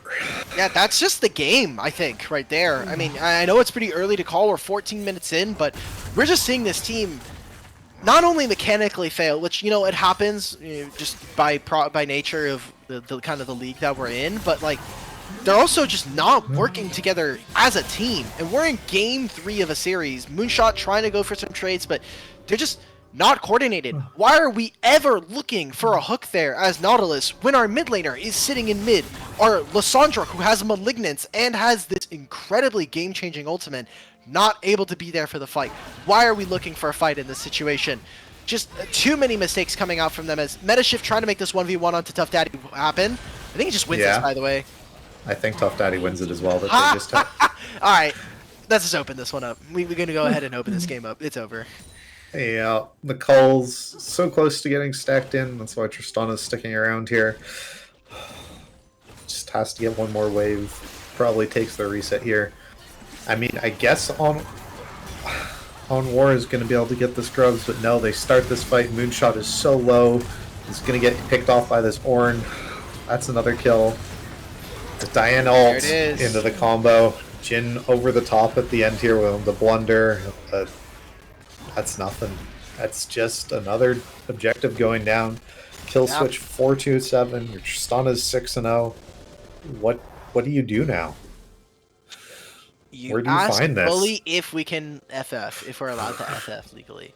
5,000 gold, but it's just all of the advantages that a team like Art of War would have, compositionally speaking, are just out the window when we can't get them to be on the same page. I think it's such an important issue where we're seeing Elysium, I think, get away with robbery. These guys are making plays that shouldn't really be able to work if they're kind of playing all in the same mindset. If that early game continued to go forward as it was, Diana should be really out of this game. But we're just seeing them kind of go for one-off plays. They're trying to individually, I think, try to gain leads, but I mean, Moonshot is just absolutely useless on this Yone. The champion does nothing in this game right now. And we're talking about being a side lane menace. No one can match this Tough Daddy right now. Now even has the QSS alongside the Merc Treads, so it's only gonna get more difficult from here on out. That's one person that you kind of have removed from being able to get Lissandra ulted.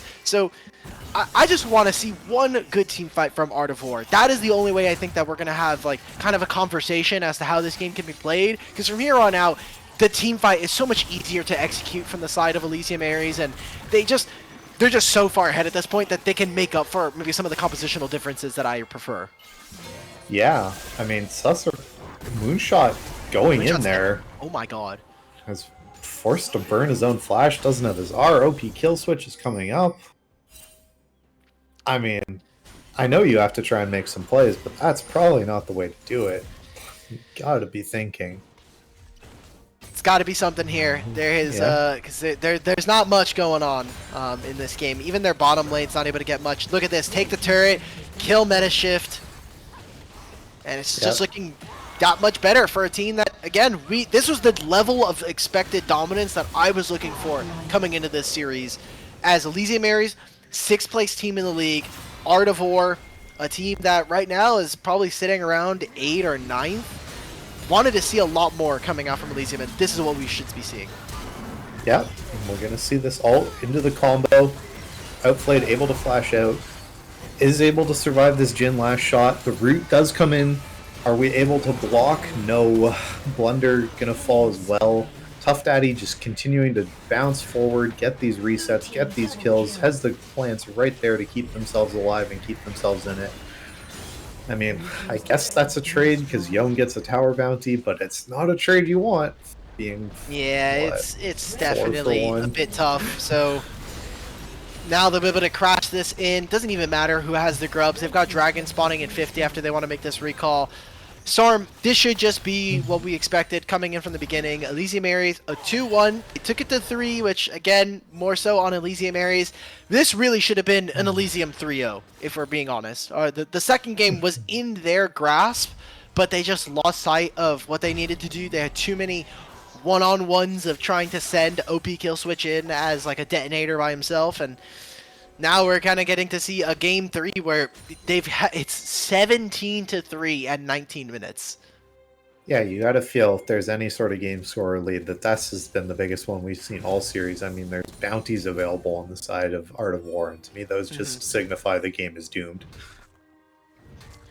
A tough one.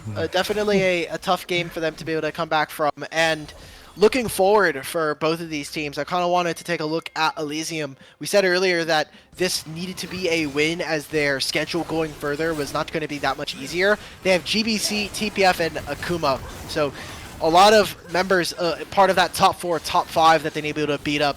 And if we're saying that this was supposed to be a guaranteed scheduled win, looking at Akuma, that's a scheduled loss. You need every win to be able to make it in playoffs. As now we're getting another team fight here.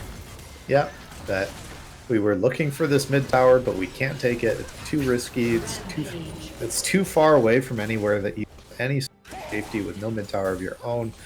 No towers. Your jungle doesn't belong to you. I know that like bounty is super tantalizing and it's gold that you need, but you don't have any vision. You know, there's all these pinks in the were all these pinks available, so you didn't know where they were, and we're just gonna see Elysium start up this Baron buff.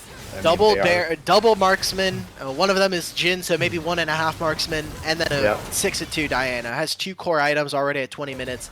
Feeling good. Hooked on Flays, even playing to try to keep them out of the pit. Blunder can't get in. I think they can still win from this far position, even. Yeah. The Ornalt isn't able to go through, but Tristan is able to start getting onto this back line. Wow. That's the 2 major carries down. Moonshot, the only one left, able to get out, but Diana's just autoing him to death. That was a huge ult, but it doesn't matter. That's the push forward. And with this Baron buff and everyone dead, that should probably be an inhib at the very least. Maybe they can That's look an for the 8. end. Yeah, they have Baron as well. Look at how big this minion wave is. It already has 3 casters, a single cannon. They also have a massive tank that can sit in the front line. Lissandra's the only one up. It's tough.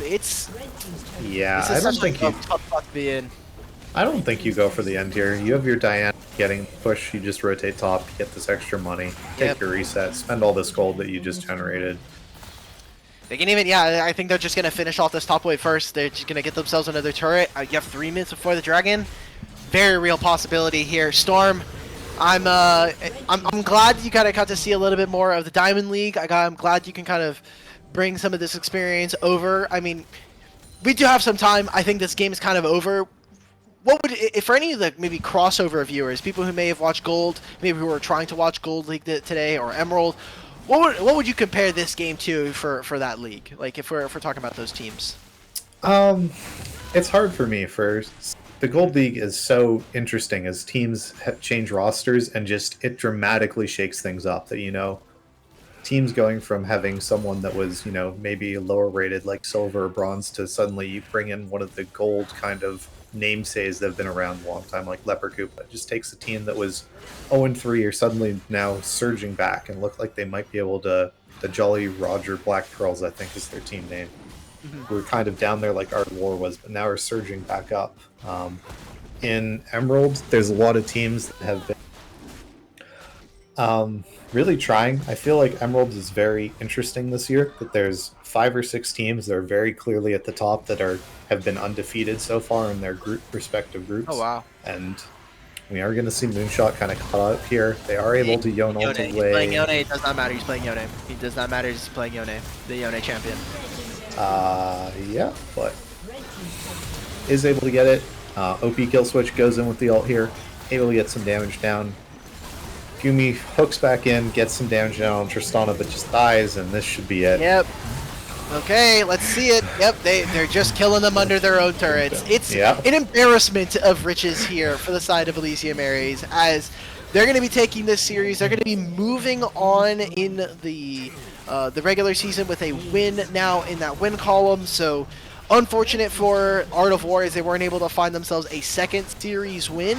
But this does mean coming in, if we kind of look at our adjusted series going into this week, Akuma won there, so they're 6-0. Omega Goobers 5-1. And now with Omega Goobers moving up to 5-1, Mars and the Four Wards taking their win, Elysium Ares, they move up to 4-2, which I think puts them at about 5th or 6th, or almost 4th at this point, because now some of the standings are going to start to shake up as Gromboy's Click took a loss today. The standings are starting to move, and that's a very scary place to be if you're GBC, and if you're Elysium Ares, one of the teams that we were expecting to kind of be on the outside, maybe be that 6th place team. Getting further up into the standings in week 6, very, very telling, and I think could potentially boost them maybe 1 or 2 spots if we're kind of looking at their schedule. Yeah, just a dominant closeout of a series, right? There was almost no point that on that Elysium was even close to not winning this. I mean, look at the kill score. It was 28-4. I mean, there was just no way that Outflayed was able to get anything going. And this Yone in the top just wasn't able to do anything either. Yeah. So, and that is actually going to be it for our series this week. We have finished out our week 6. Thank you again, Storm, for kind of coming on through and being able to cast some of these games with me, not just leaving me all by my lonesome today. Well wishes over to everybody that is having to deal currently with Milton. I know, thank you again to our producer, Wookie, who thankfully has a couple of broken branches, but we've had some other casters and some other streams go down. And thank you again to all the players who were able to show up today and kind of have a little bit of fun in playing in our Diamond League. So, Storm, is there anything you want to plug, anything you want to say before we close out the show today? No, I was thankful. Just thankful to be here. Thanks for having me. I really enjoyed seeing a different league and seeing what you guys have to offer. Yeah. Again, for everybody who watches Blue Otter Diamond League, we'll be back next week with week 7 of our regular league. We're getting so close to playoffs. We're almost there. Akuma's still undefeated. Hopefully we could see an upset at some point during the regular season. But again, thank you to production. Thank you to everybody that was playing today. Thank you to all the TO staff and everybody at Blue Otter for making this show possible. And we're going to close out the show. Thank you everybody for joining, and have a great night. Be good to each other.